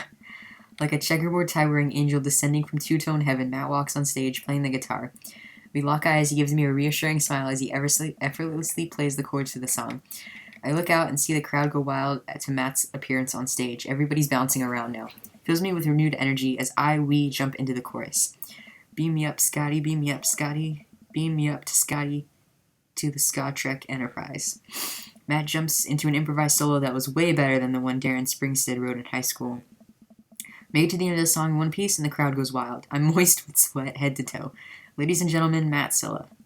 The crowd practically screams. They all start chanting Matt's name. They want to hear you play, man. Matt smiles. I think I'm ready. I excuse myself from the stage, take my seat next to Amanda, as Matt cozies up to the microphone. I take back what I said about ska. That was pretty cool. I high-five Amanda and we look toward the stage. Hey everybody. More cheers. I haven't played in front of people in a long time, but it's cool to be back. This one goes out to a good friend. Matt locks eyes with me, we both smile. Who helped me to be able to do this again. Thank you. This is an old one from Stillness the Dancing. The entire crowd excitedly jumps to their feet. Matt closes his eyes and starts playing an upbeat, intricate melody. The crowd sways to the music. Matt looks entirely at peace with a small smile on his face as he sings. After he finishes his song, the crowd insists on an encore. He ends up playing a few more tunes to an adoring audience before thanking everyone for coming out. The moment he steps off stage, he gets mobbed by people. Everyone seems to be amazed that he's playing again. Damien and Hugo thread their way through the crowd to talk to me. That was amazing. It was certainly a sight. Did they make industrial darkwave ska? I'm not too sure if that genre exists, but it's never too late to start a band, apparently.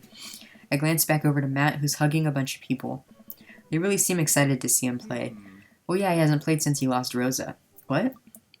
I didn't realize it suddenly all makes sense why Matt was so reluctant to play. It must have taken so much for him to jump on stage with me just now.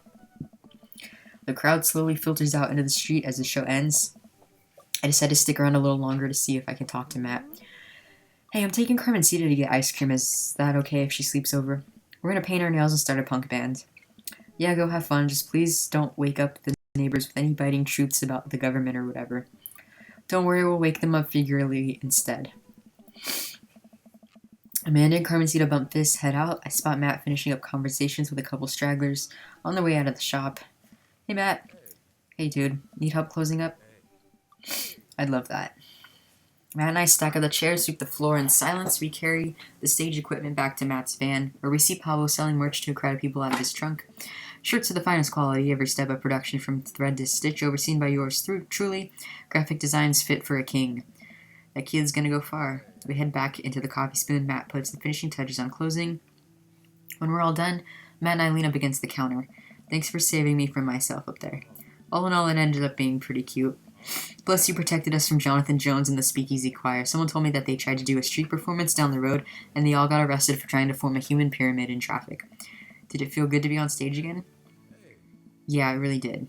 I heard that you stopped playing after your wife died, and I didn't realize it had been that long. Yeah. It looks like he wants to say something, but is having a hard time getting it out. He takes a deep breath. I'm not really a people person. Obviously, crowds make me nervous as all hell, which is not exactly the best for performing live music. But when I was with Rosa, she lit up the room. I could follow her lead. After she passed, I was lost. Even touching a guitar hurt too much. I tried playing for people over and over. The music would never come out, so I just gave up. I guess what I'm trying to say is, life wasn't this scary when I had someone in my corner, someone I felt safe with. I hadn't felt like that for a long time, until tonight. What changed? You. Blood rushes to my face. When I saw you looking so scared on stage, you reminded me of myself, and I don't want anyone else to have to feel that bad. But when I got up there and started playing, for the first time in forever, I felt comfortable. I was having fun. I had spent all this time being so afraid of performing that I forgot how much I loved it. Your strength gave me strength. Whether you were trying to or not, you got me out of my comfort zone, so thank you. Thank you for helping me realize that I can do this. I'm glad I could help. You come in on stage. I didn't think you would stick your neck out for me like that, especially considering all of this. That really means a lot to me. Well, you mean a lot to me. Matt and I lock eyes. He leans in and kisses me. Oh my god. Quick and swift. He pulls away and covers his mouth. Oh god, I'm sorry. Sorry, I can't believe I just did that. And neither can I, but I'm glad you did. Our lips touch again. I brush his hair out of the way and rest my hand on the small of his back. Matt pulls me closer. Everything about him is sweet and soft. His lips taste like vanilla. He smells like coffee cake. I can smell him through the kiss, which makes me smile. He laps into my mouth, and I can't help but laugh too, our teeth knocking against each other. Ow. The moment I open my eyes, I realize we're still leaning against the espresso machine. Maybe the coffee shop isn't the right place for this. Maybe you're right. Let's go back to my place. Does this mean I did good? Does this mean I did good? What is gun safety? Oh, we got a B. So that's not terrible, right?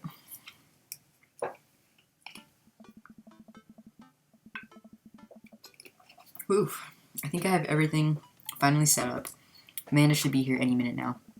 I think that's her car in the driveway. Okay, gotta act natural. Be cool, Logan, be cool. Amanda walks through the door with a suspicious look on her face. Hey, Dad. Off to a good start. Something fishy. Rats. What? No. I, had a crab cake sandwich for lunch. That's probably it. You're allergic to shellfish. Oh no, I forgot again. Dad, oh gosh, I'm gonna be sick. What have I done? I'm kidding. You're right, I have a little surprise for you. Yeah, I can tell you're bad at lying. Amanda, my dear, would you care to join me in the kitchen? Father, it would fill my heart with glee. I lead Amanda over to the kitchen, where a present lies covered under a tablecloth. It's nothing special, but I wanted to get you a little something. You graduated high school last week, and I know you told me not to make a big deal about it, but, Dad, I dramatically whip the cloth off the table. Amanda's jaw drops. No way. I figure you probably won't be able to get cable in the dorm, so I thought it might be nice to take a piece of home with you. DVD box set of Long Haul Paranormal Ice Road Ghost Truckers. This is all 19 seasons, and bonus material, including commentary with actual ghosts featured on the show. Dad, I love this. Thank you. She gives me a big hug. I'm glad you like it. Hey, you want to hang out with me in the backyard for a bit? Toss the old pigskin or something? Totally. I follow Amanda to the back door. What? You told me not to make a big deal, but you seem to have forgotten that my entire mission in life is to make a big deal out of your accomplishments. Just the way all those dads just like closed in on her. So consider this your graduation party. Surprise! Dad, everyone's here. Well, yeah, everyone wanted to come and support you. Is that a mac and cheese bar? Sure is, fully customizable down to the type of mac. And there's an ice cream cake, the good kind with the crunchies in the middle. I don't know what to say. Don't say anything, just go have fun with your pals, alright? I'm so proud of you, Amanda. Amanda smiles and runs to her friends. I should make the rounds and make sure everyone's having a good time. But first, mac and cheese. Pablo says, Logan, my dude. Pablo, how's the shirt business going? My bud, I got men's shirts, I got women's shirts, I got tank tops in a variety of sizes, shapes, and colors. Each one of them fine quality, screen printed with the logo and visage of world-renowned witch house outfit, Bacon Veil. Purchasable at most respectable retailers, but more specifically, out of the trunk of my car. I'm also selling my mom's world-famous homemade apple butter. Never stop hustling, Pablo. Baby, you got it. Logan, Brian, you made it. Ha, I don't pass up on good mac. What do you think of the party? It's not bad. Just not bad? Yeah, it's not bad. Don't let him bait you, don't let him bait you. Thank you for the lovely compliment. Daisy trots up. Hi, Amanda's dad. Hey, Brian's daughter. See how that feels? This is a really great party. Thanks so much for inviting us. You're very welcome. Tiny child who knows how to pay a compliment. Brian and I lock eyes. This isn't over. Hey, bro. Bro, this is a real rager, taking our older age into consideration. I'm trying to be in bed at a reasonable hour tonight. Don't let me get too wild. Don't worry, dude. I'll keep an eye on your fruit punch intake. You know, I'm really glad we're bros again. Let's hit the gym sometime soon, huh? Sure thing, dude. Briar and Hazel peek out behind Craig. Hi, little ones. Hello, hiya. Thank you for all the ice cream cake. Wait, girls, how much of that did you eat? Briar ate 4 pieces. Ask any witness. No, I didn't. Hazel ate 4 pieces and wants to pin it on me because we look alike. Have your face. Nobody will ever believe you. Oh, boy. I'll let you guys figure this out. Good seeing you, Craig. Let's hang out soon, yeah? Totally. Tell Amanda congrats for us. Looks like you've settled into this neighborhood quite nicely. Yep. Couldn't ask for a bit of cul-de-sac. Well, I'm glad. Hopefully we'll see you at more church events. We got a big schedule planned for the rest of the year. Sure thing, Joseph. Maybe if you aren't doing anything later, we could hang out sometime. Sure, Joseph. That'd be great. We'll see you later. Hugo comes up with a big plate of mac and cheese. Perfect cheddar to mac ratio. Beautiful work, Logan. Thanks, Hugo. You know, I'm really pleased to see Amanda going to her dream school. I'm glad she turned it around for finals. Me too. That scholarship money will really help. Amanda walks by and pretends not to see Hugo. Amanda, come say hi to your old teacher. Hey. Congratulations on graduating. I know you're going to do great things at art school. Haha, yeah, thanks. Amanda starts to back away. Wait, I just realized that you're not my teacher anymore, so I don't have to be afraid of talking to you. You no longer hold power over me. You're right. Go forth, adult. I can no longer give you detention. Yeah, I'm going to break anything I want, and there's nothing you can do about it. Are you still mad about that time I gave you detention for breaking my globe? Nope. And I'll have you know that the globe didn't even fit through the basketball hoop in the first place. She'll fit into college just fine. Hey. Robert gestures vaguely to the snack table. Good stuff. Yep. See you later. What a splendid garden party. My deepest thanks for extending an invitation to my son and I. This icebox cake is divine. Yeah, thanks, dude. Good cake. I stare at Lucian. He knows, I know, but I am a man of my word. The story of his oregano betrayal will go unsung. Thanks for coming by. I spot Amanda and Carmencita in a corner of the party. I wonder what they're up to. As I walk up, I can tell that they're already deep in conversation. Listen, it's like prison rules. First day of high school, you gotta establish yourself at the top of the pecking order. Really? No, just find a group of people that you like and then hang out with them. Be yourself, don't worry about being cool, you'll find friends. And try not to kiss anyone who also has braces. You get stuck, kiddo. Hey guys. Hey Amanda's dad. Carmencita's here to get ready for high school. Got any advice? When you join a band, pick the easiest instrument to carry. I'm still walking a little sideways from my sousaphone days. Flute it is. Alright, I'll leave you guys to it. Carmencita, me and Amanda, still on for dinner with you and your pops tomorrow. Yes, we're already planning a carrot cake for you guys. I better keep making rounds. I leave the two to keep conspiring. As the party starts to wind down, I take a seat next to Matt. The sun is setting, everyone seems to have eaten their fill. Seems like Amanda really enjoyed this. Thanks for putting together such a nice surprise. Carmencita's middle school graduation is coming up in a year or two. I'm sure for the right fee, I could put something together. Only if I get to DJ. Matt looks down at his hands. He does that whenever he's trying to figure out the right words to say. I think I had an idea about where this was going, but I don't know anymore. I like you a lot, Logan, but I don't think it's more than just as a friend. Damn, rejection. I get that, man. You're cool as hell, and I'm down to keep this as friends. Matt looks up at me. I appreciate that. So, I'm still welcome at the Coffee Spoon? Buddy, you'd be the guest of honor. Damn, I just got friend-zoned. The last guests begin to make their way out of the party. Amanda wanders over, sits down next to me. Killer party pops. What can I say? I was inspired. So, I also have something for you. For me? Why? Not to be completely genuine about my feelings for once or anything, but growing up wasn't easy, but could have been a lot harder if it wasn't for you. Dad, you've been there for me through everything. There's been times in my life where you were my only friend. I was really scared of going to college and being so far away from you, but I realized that everything you've done for me has been to prepare me for this, and I'm ready. I wouldn't be who I am today without you.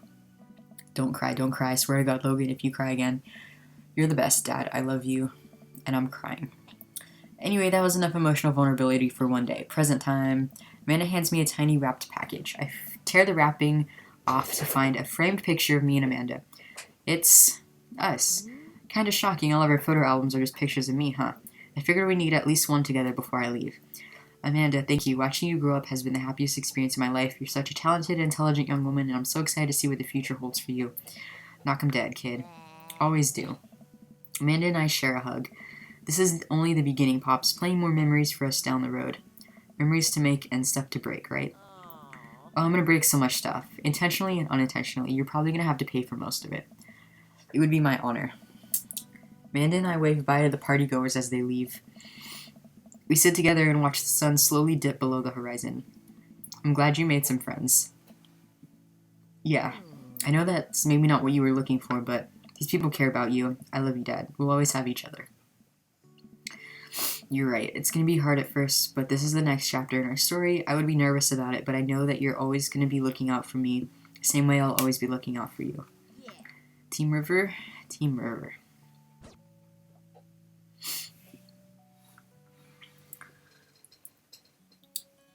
This is the only...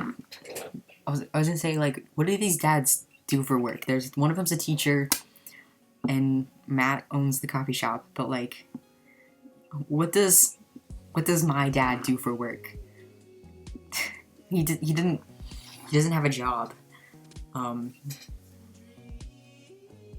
to be, like, dark, but did he have a large life insurance policy on his husband? Like, where is this money coming from? I need to know. Yes, we got all these wonderful people.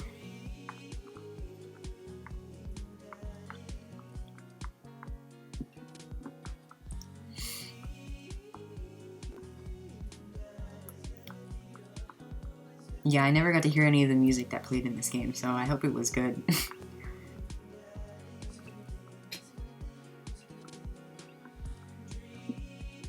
Oh, look, there's our picture. I'm gonna screenshot that. That's cute. Welcome. You got Dad. So here's a free message to any dad of your choosing. Oh, we get a free message. We can message someone else. Well, Matt's friend zoned us, so who do we want to talk to? Who can we talk to? Let's talk to Robert. Robert Small. When the internet gains sentience and decides to destroy us all, you know it'll use this information against us, right? On Friday night, most likely to make a deal in an alleyway, have it go badly. Who's the cop? Was it Giacomo? I trusted Giacomo. If you had one thing to take with you on a desert island, it would be gun. Turn-ons, don't talk to me. What'd you want to be when you grew up? A grifter? Favorite movie genre? Italian neorealism?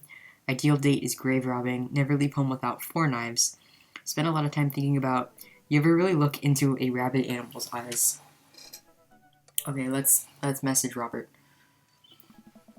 Robert was pretty nice, a little odd, but nice, and ruggedly handsome. We should hang out. I type a message at him on Dadbook. Hey Robert, good seeing you again at the cookout. Want to grab a drink? I sit for a couple seconds, hoping he'll message me back. Hey, it says that he read my message. I anxiously wait for a response. Twiddle my thumbs. This is kind of enjoyable. Look at those thumbs. They sure are twiddling. Wonder if Robert has replied yet. He still has not responded. We can watch cat videos. I didn't realize how long I've been doing this, but by the time I watch maybe my 30th cat video, Robert pops back into my head. I jump back over to Dadbook to see if he's responded yet. Nothing. Well, I guess the guy's busy. I might as well make the best of my day. I get up, walk to the living room, sit down, turn on the TV. We gotta watch our History Channel. Oh, Naked and Afraid, Catching the Deadliest Ancient Aliens is on. I'm so cold. I'm so scared. At this rate, I don't think we're gonna catch these aliens by day 50. I'm having trouble following this. Ancient astronaut theorists predict that being naked makes you 10 times more likely to find ancient aliens. Some suggest that aliens are fascinated with the human physique, but most notably, the butt. Okay, I'm back in. I lose several hours to whatever the hell that was. Sighing, I get up and walk around the house. My stomach grumbles. Time for lunch, huh? Well, I guess it's time for old Chef River to cook a gourmet delicacy. Walk over to the fridge, open the door. Make a sandwich, microwave some eggs, mustard jar. Microwave eggs? What? No, we're gonna have a sandwich. Make a sandwich in its entirety while standing there. Who needs plates? A sandwich, a lost art. I admire my work for a second before I clumsily drop the entire thing on the floor. No! I look around and remember that Amanda's not home. This is still good. 5-second rule, right? I reassemble my sandwich, peeling pickles off the floor and putting them back where they belong in my mouth. No. No. Wait, I'm a wreck. I finish my snack, walk around the house some more, bored. When's Amanda coming home? Oh, I just remembered something. When we were packing up the old house, we found an old basketball hoop that would hang off a door. It would really bring the living room together. I wonder where I put that. Spend a couple minutes poking around the new place till I find it. After installing it above one of the doors in the living room, I'm ready to dunk. Come on and slam. I take a leap from the free throw line, rocket that sucker down the net. The crowd goes wild. And welcome to the jam. I pull up from the three-point line, breaking ankles and sinking a fadeaway. And I forgot the rest of the words to this song. No look. Behind the back hook shot, everyone's on their feet. Something, something, Space Jam. I managed to just barely defeat myself at horse before Amanda comes home. Then we cook dinner together. We're proud of ourselves for not even coming close to burning down the house. Afterward, Amanda and I dig into a carton of ice cream over an episode of Chopped Toddler Tournament. What you have in front of you is a molecularly deconstructed sweet potato with brown sugar demi-glaze and a creme fraiche, of course. A toddler said that, apparently. Judge says, this is literally a jar of baby food. The toddler immediately bursts into tears. Are we bad people for watching this? Yes. Just then my computer dings. Huh? What's that? Oh, you probably just got a message. Amanda and I walk over to the computer and check Dadbook. It's a message from Robert. What does this mean? What are you doing? What am I doing? You're just chilling. I'm just chilling.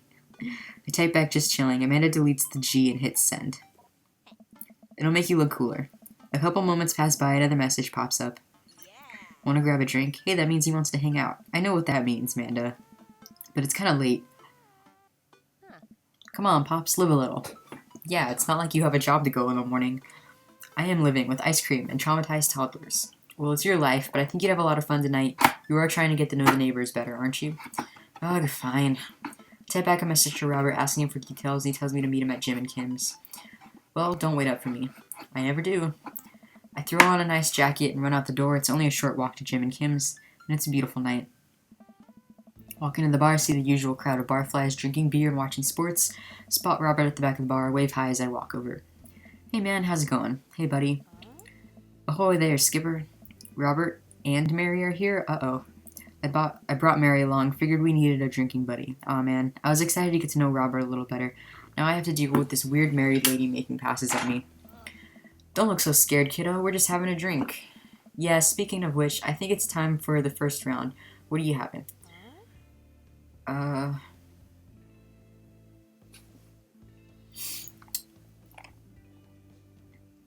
Beer? Well, admirable, I disagree. Robert orders 3 shots of whiskey, passes them between us. Well, this isn't how I expected my night to be going. Here's to bad decisions and relaxed moral values, fellas. What have I got myself into? We all knock back the shots. I almost choke on the whiskey as it burns down my throat. Holy hell, that was a kick. I look over at Robert and Mary, who seem like old pros at this. Robert grabs his jacket and throws it on. Let's get marching. What? The night's young, Chief. Come on. We're bar hopping. Oh. Alright. Leave the bar, start walking down the street. Still don't know this area of town very well, so I just follow Robert. So where are we headed? Irish. I wish I were drinking. It's an Irish pub. A good pun is the whiskey to my heart. Puns are the lowest form of humor, Logan. Try harder. Ouch. Am I going to be the butt of jokes all night? Jesus, Mary, put your fangs away for a second. Jesus, Mary, and Joseph. Get it? As we walk into Irish I Were Drinking, the bar is pretty much the same as Jim Kim's except for the old-timey Irish memorabilia on the wall. Next round, what are you having? Beer? Again, I respect your lifestyle decisions, while I may not necessarily agree with them. Still, though, my question was rhetorical. Robert orders 3 more glasses of whiskey, and we post up in a garish green booth. Mary slides in and slides up next to Robert, which makes me breathe a sigh of relief. Let's sip this one, why don't we? Suit yourself. Mary immediately downs her shot in one gulp and burps loudly. That'll put hair on your chest. You are truly the paragon of grace and beauty. Mary grabs my drink and sips on it. Hey, Logan, be a dear and get us another round, will ya?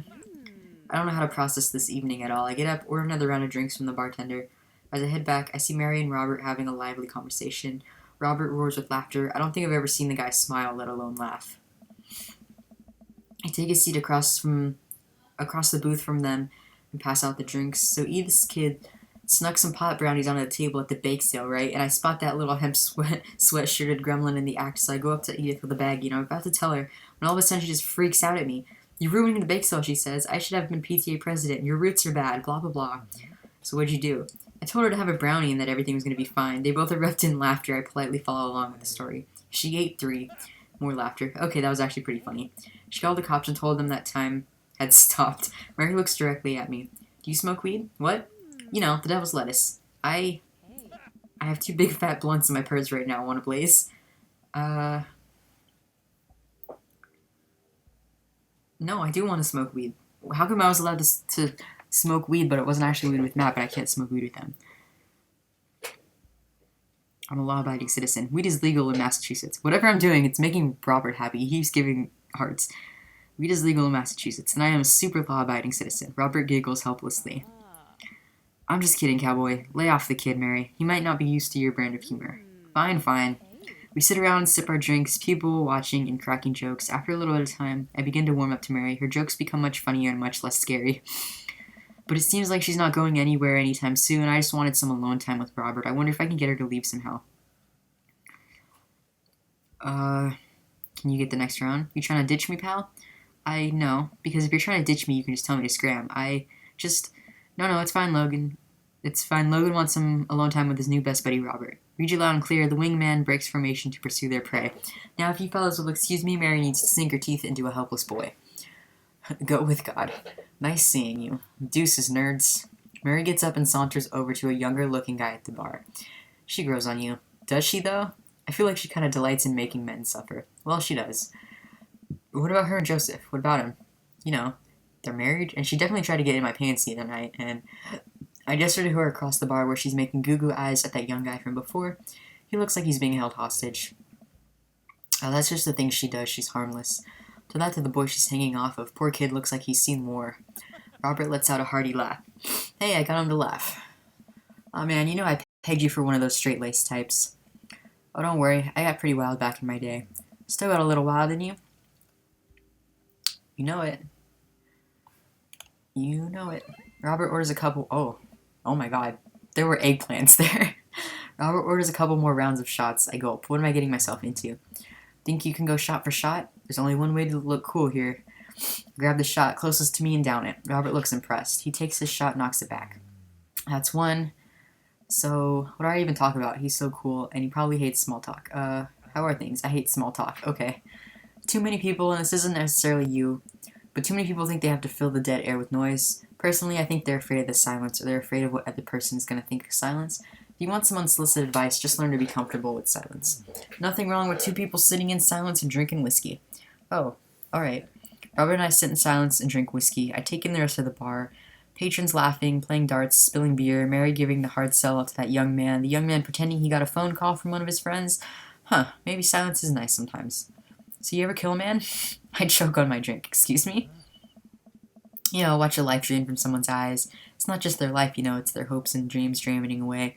Every memory and experience they've ever had. Gone. No. Great, me neither. Robert knocks back his shot and motions for me to do the same. I reciprocate. I'm just messing with you, relax. I laugh nervously. Or am I? I laugh nervously again. We sip more whiskey and people watch some more. Mary has her sights set on another man after the other one excused himself to the bathroom and I assumed crawled out the window. Gosh, this whiskey's hitting me hard. You betcha. Robert gets up out of the booth shouldering his jacket. Let's roll. Sorry, whiskey. Inside voices. Let's roll. Wait, what about Mary? Brother Mary's gonna be just fine. I look over at Mary, who's lying on the bar in front of some poor sap. She's singing happy birthday to him while he insists that it's not his birthday. We make our way out of the bar, back onto the street. I'm trying my hardest not to stumble, but man, that sidewalk is just coming right at me. I hope Robert doesn't notice me tripping over my own feet like this is the first time I've ever been drunk. Where to? You'll see. I follow Robert through street lamp spotlights till we eventually arrive at a rundown strip mall. There's a beauty salon, sex shop, computer repair store that looks like it's been closed for 10 years. Finally, a liquor store. Wait here, I'll be right back. After a minute, he returns at 2 wine bottles in brown paper bags, hands one to me. Cheers. Sits on the curb and drinks, motions for me to do the same. This is really not where I expected the night to go. I take a sip. White Zinfandel? What? Nothing, I just wasn't expecting. It is delicious, fruity, and refreshing. Don't judge me. I start to say something, think of his lecture about valuing silence earlier, and stop. I sip on my wine and watch cars drive by. Let's throw rocks at shit. What? Robert suddenly hurls a rock at a stop sign. The ding echoes throughout the empty parking lot. That felt good. Presses a stone into my free hand. Now you try. I don't know. With feeling.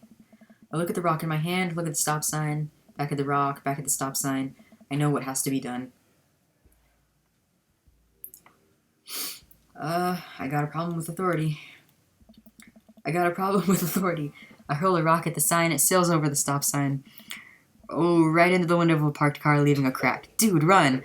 I leap up and dart into the nearest alley, wine in hand. I can hear Robert's footsteps behind me.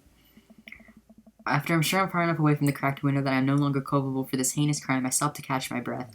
Maybe we strike rock throwing from the to-do list. Agreed. Suddenly my stomach growls. Oh man, I am starving. Let's get pizza. Can't argue with that. Where's good around here? Actually, I don't even care if it's good. It just needs to be edible and in my mouth in the next 5 minutes. I know just the place. Follow Rabbit through a maze of alleys and side streets until we eventually end up in front of a tiny hole-in-the-wall pizza joint. Bright red neon sign reads, Pete's Pizza Pizza. Ta-da! I can see a few exhausted-looking workers behind the counter tossing dough, pulling piping hot pizzas right out of stone ovens. My stomach rumbles again. We go up to the counter, get ready to order. Can I get 2 slices of Hawaiian? Oh wait, Logan, you're cool with pineapple on your pizza, right? I'm just gonna say yes. Wait a minute for a pizza to come out of the oven. I'm practically drooling at the smell. The cashier hands us a giant slice on a paper plate so saturated with grease that I'm worried it will fall apart. We take our pizzas outside, wander through the alleyways as we eat.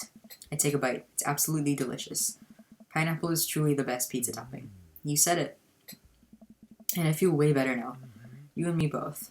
We hear noise coming out of a slightly ajar door in the alleyway. Robert looks at me excited. You got any more of that wild in ya? You betcha.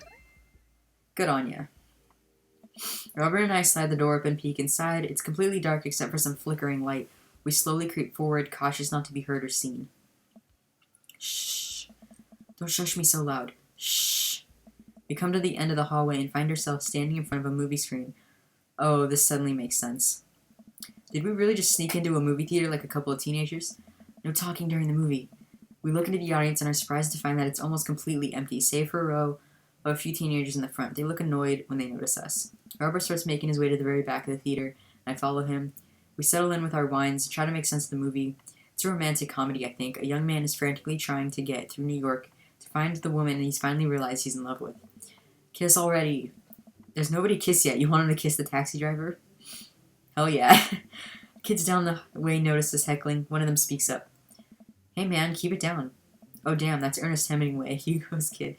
Ernest, hey Ernest, I know you. It's me, your neighbor. Hi. Ernest turns back around, embarrassed. I turn back to Robert. He kissed anyone yet?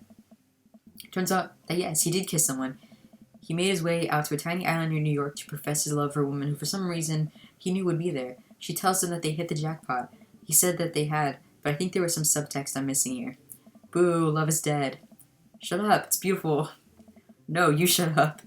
Ernest grumbles. The credits start to roll. I stand up. Robert immediately pulls me back down. Hundreds of people worked very hard to make this film happen, and you're going to sit here and appreciate them. Oh, okay. Look at that. Elizabeth Shelton. She worked really hard. I bet she did lots of good wardrobe design. Thank you, Elizabeth Shelton, for this beautiful film-going experience. And Peter Anders, catering. Fed a bunch of people so that they could have the energy to do their jobs. What a guy. We let the credits roll while Robert individually thanks every member of the crew. Once it's finally over and you make sure no animals were harmed in the making of this film, we leave the movie theater. We stumble into the theater parking lot, polishing off the rest of our wine. Hey, assholes. Out of nowhere, a rock flies through the air and hits me on the knee. My knee! What the hell? Ernest and his friend stand in the alleyway, blocking our exit. Oh, what do you guys want? Why'd you go and throw a rock at my knee? This is my good knee. My orthopedist is gonna be pissed. Ernest tosses another rock up and down in his hands. What's wrong with this kid? You ruined my theater-going experience. Now you have to pay. Oh, well, I don't have any cash on me right now, and, movies got really expensive. Ernest hucks another rock at my knee. I'm able to jump out of the way, but I didn't properly stretch before physical activity, and I'm probably going to feel sore in the morning. We ruined it for you? That movie was pretty crappy in the first place.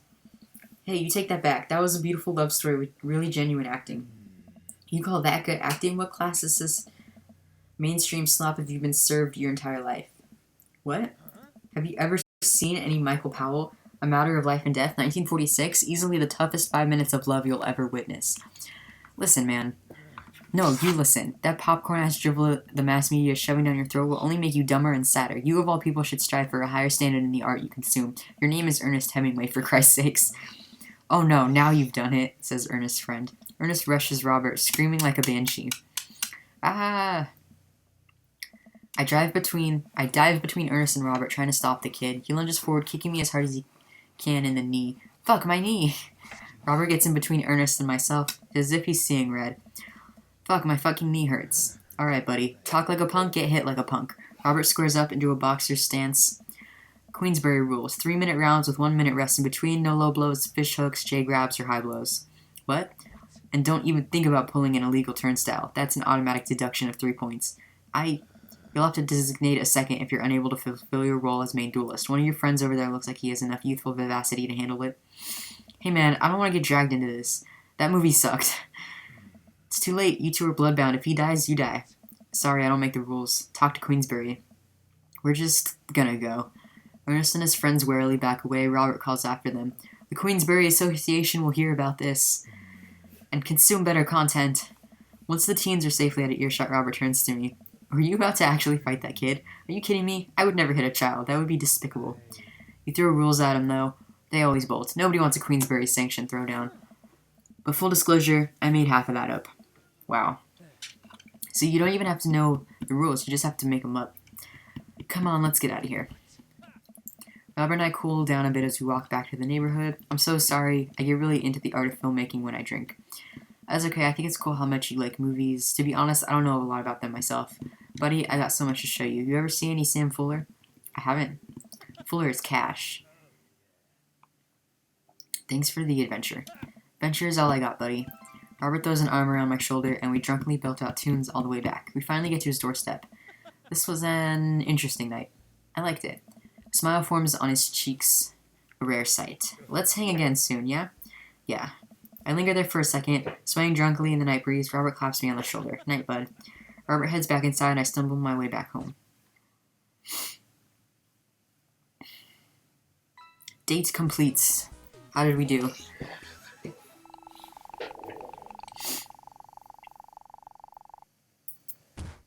We got an A. We did better than Robert than we did in any of the 3 dates with Matt.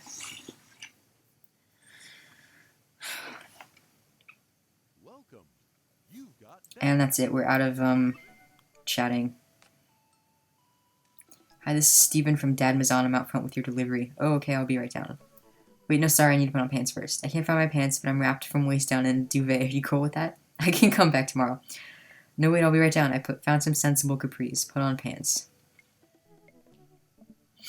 Oh, I got a package. Wonder what it is. Oh, I bet it's that package of socks I ordered. I open up a box, start pulling the packaging peanuts out. Man, these socks reek. Okay, that's definitely not socks. It's butterflies? Oh boy, I almost don't even know what Amanda was planning on doing with these. Hey Amanda, your box of dead butterflies is here. What's up? Are you sacrificing them? What? You ordered butterflies? You can order dead butterflies online? Wait, so these aren't yours? No, I'm definitely ordering some right now. Okay, I love you. I take a look at the box again. Oh, this is addressed to Damien's house. I had better bring it to Damien. Jog over to Damien's with the box. I pull back his door knocker, but suddenly the door opens. Mr. River, to what do I owe the pleasure? Whoa, how'd you know I was about to knock? I don't know. Okay, anyway, I think this got delivered to my house by mistake. I hand him the box, his face lights up. Oh my god, why is he that excited? What a wonderful surprise! I was just about to send a strongly worded letter to the courier service about this. Many thanks. I try not to pry, but what are you gonna do with those butterflies? Would you like to see? Alarm bells ring in my head. This is how you die, Logan River. Sure. Damien leads me to a study where he set up some sort of workstation. Above his desk is a wall of pinned butterflies, moths, and beetles. Oh wow, that's really something, Damien. I'm quite proud of my little collection. You do all of this yourself? Of course, I find it rather relaxing. How do you... It's simple. Here, let me show you. These aren't ready quite yet. They'll need to be rehydrated overnight so they're easier to work with. I have some over here that are ready to pin. Damien takes a seat at his desk while I hover behind him. He picks up a triangular paper package and snips off the edges. Pulls out an all-black butterfly and shows it to me. I'm rather excited about this one. It's a turquoise swallowtail. He gently opens the wings, spreading the butterfly out on the table. The backs of the wings are a gorgeous iridescent green color. Oh, and the pigment on this one is so nice, too. Anyways, pinning a butterfly is actually very simple. It just requires a delicate touch. First, I'll put a pin through the thorax. Damien slides a pin through the middle of the butterfly and places the butterfly on a piece of styrofoam. He carefully arranges the antenna with forceps and begins placing paper and more pins on it and around it. He does this so effortlessly that it's almost hypnotic. I have a frame here. I think this one will look quite nice, quite pretty in, but I'll need to let it sit for a couple days until it's ready. And then what? I remove all the pins, put it on display with the others. I take a closer look at Damien's collection. One with bright blue wings keeps drawing my eye. This one's so pretty. Damien takes it off the wall. Ah, yes, that's a blue Morpho, one of my favorites too. He hands the small frame to me. Here, I think this would look lovely in your home. Oh, I couldn't take this. I insist, believe me, I have more than enough. Thank you. If you ever have an interest in pinning some insects yourself, you know where to find me. I think I'll leave that up to you. I feel like I'd probably break them in half with my butterfingers. Nonsense, you have beautiful, steady hands. You would make a fine taxidermist. Am I blushing? Damien walks me to the door, gives me a warm smile as I leave. Do take care of yourself, Logan. Thanks for allowing me to share my odd little hobby with you. Well, that was sweet. Welcome. And now I think we're probably done. Yeah, I think we're out of messages. And I think we're done. So, we can't... Yeah. That's it. That was fun. We got 0 dad boyfriends out of that, though. We got... Well, we chickened out that first time with Robert, and then we got friend-zoned by Matt. But, that's okay.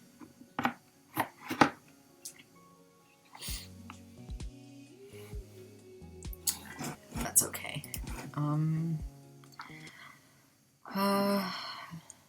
It's getting late, I think. I've been on stream for almost 5 hours this second time, and I was already on stream for like 2 hours before, so it's been a long day. And I'm kind of tired of reading, so...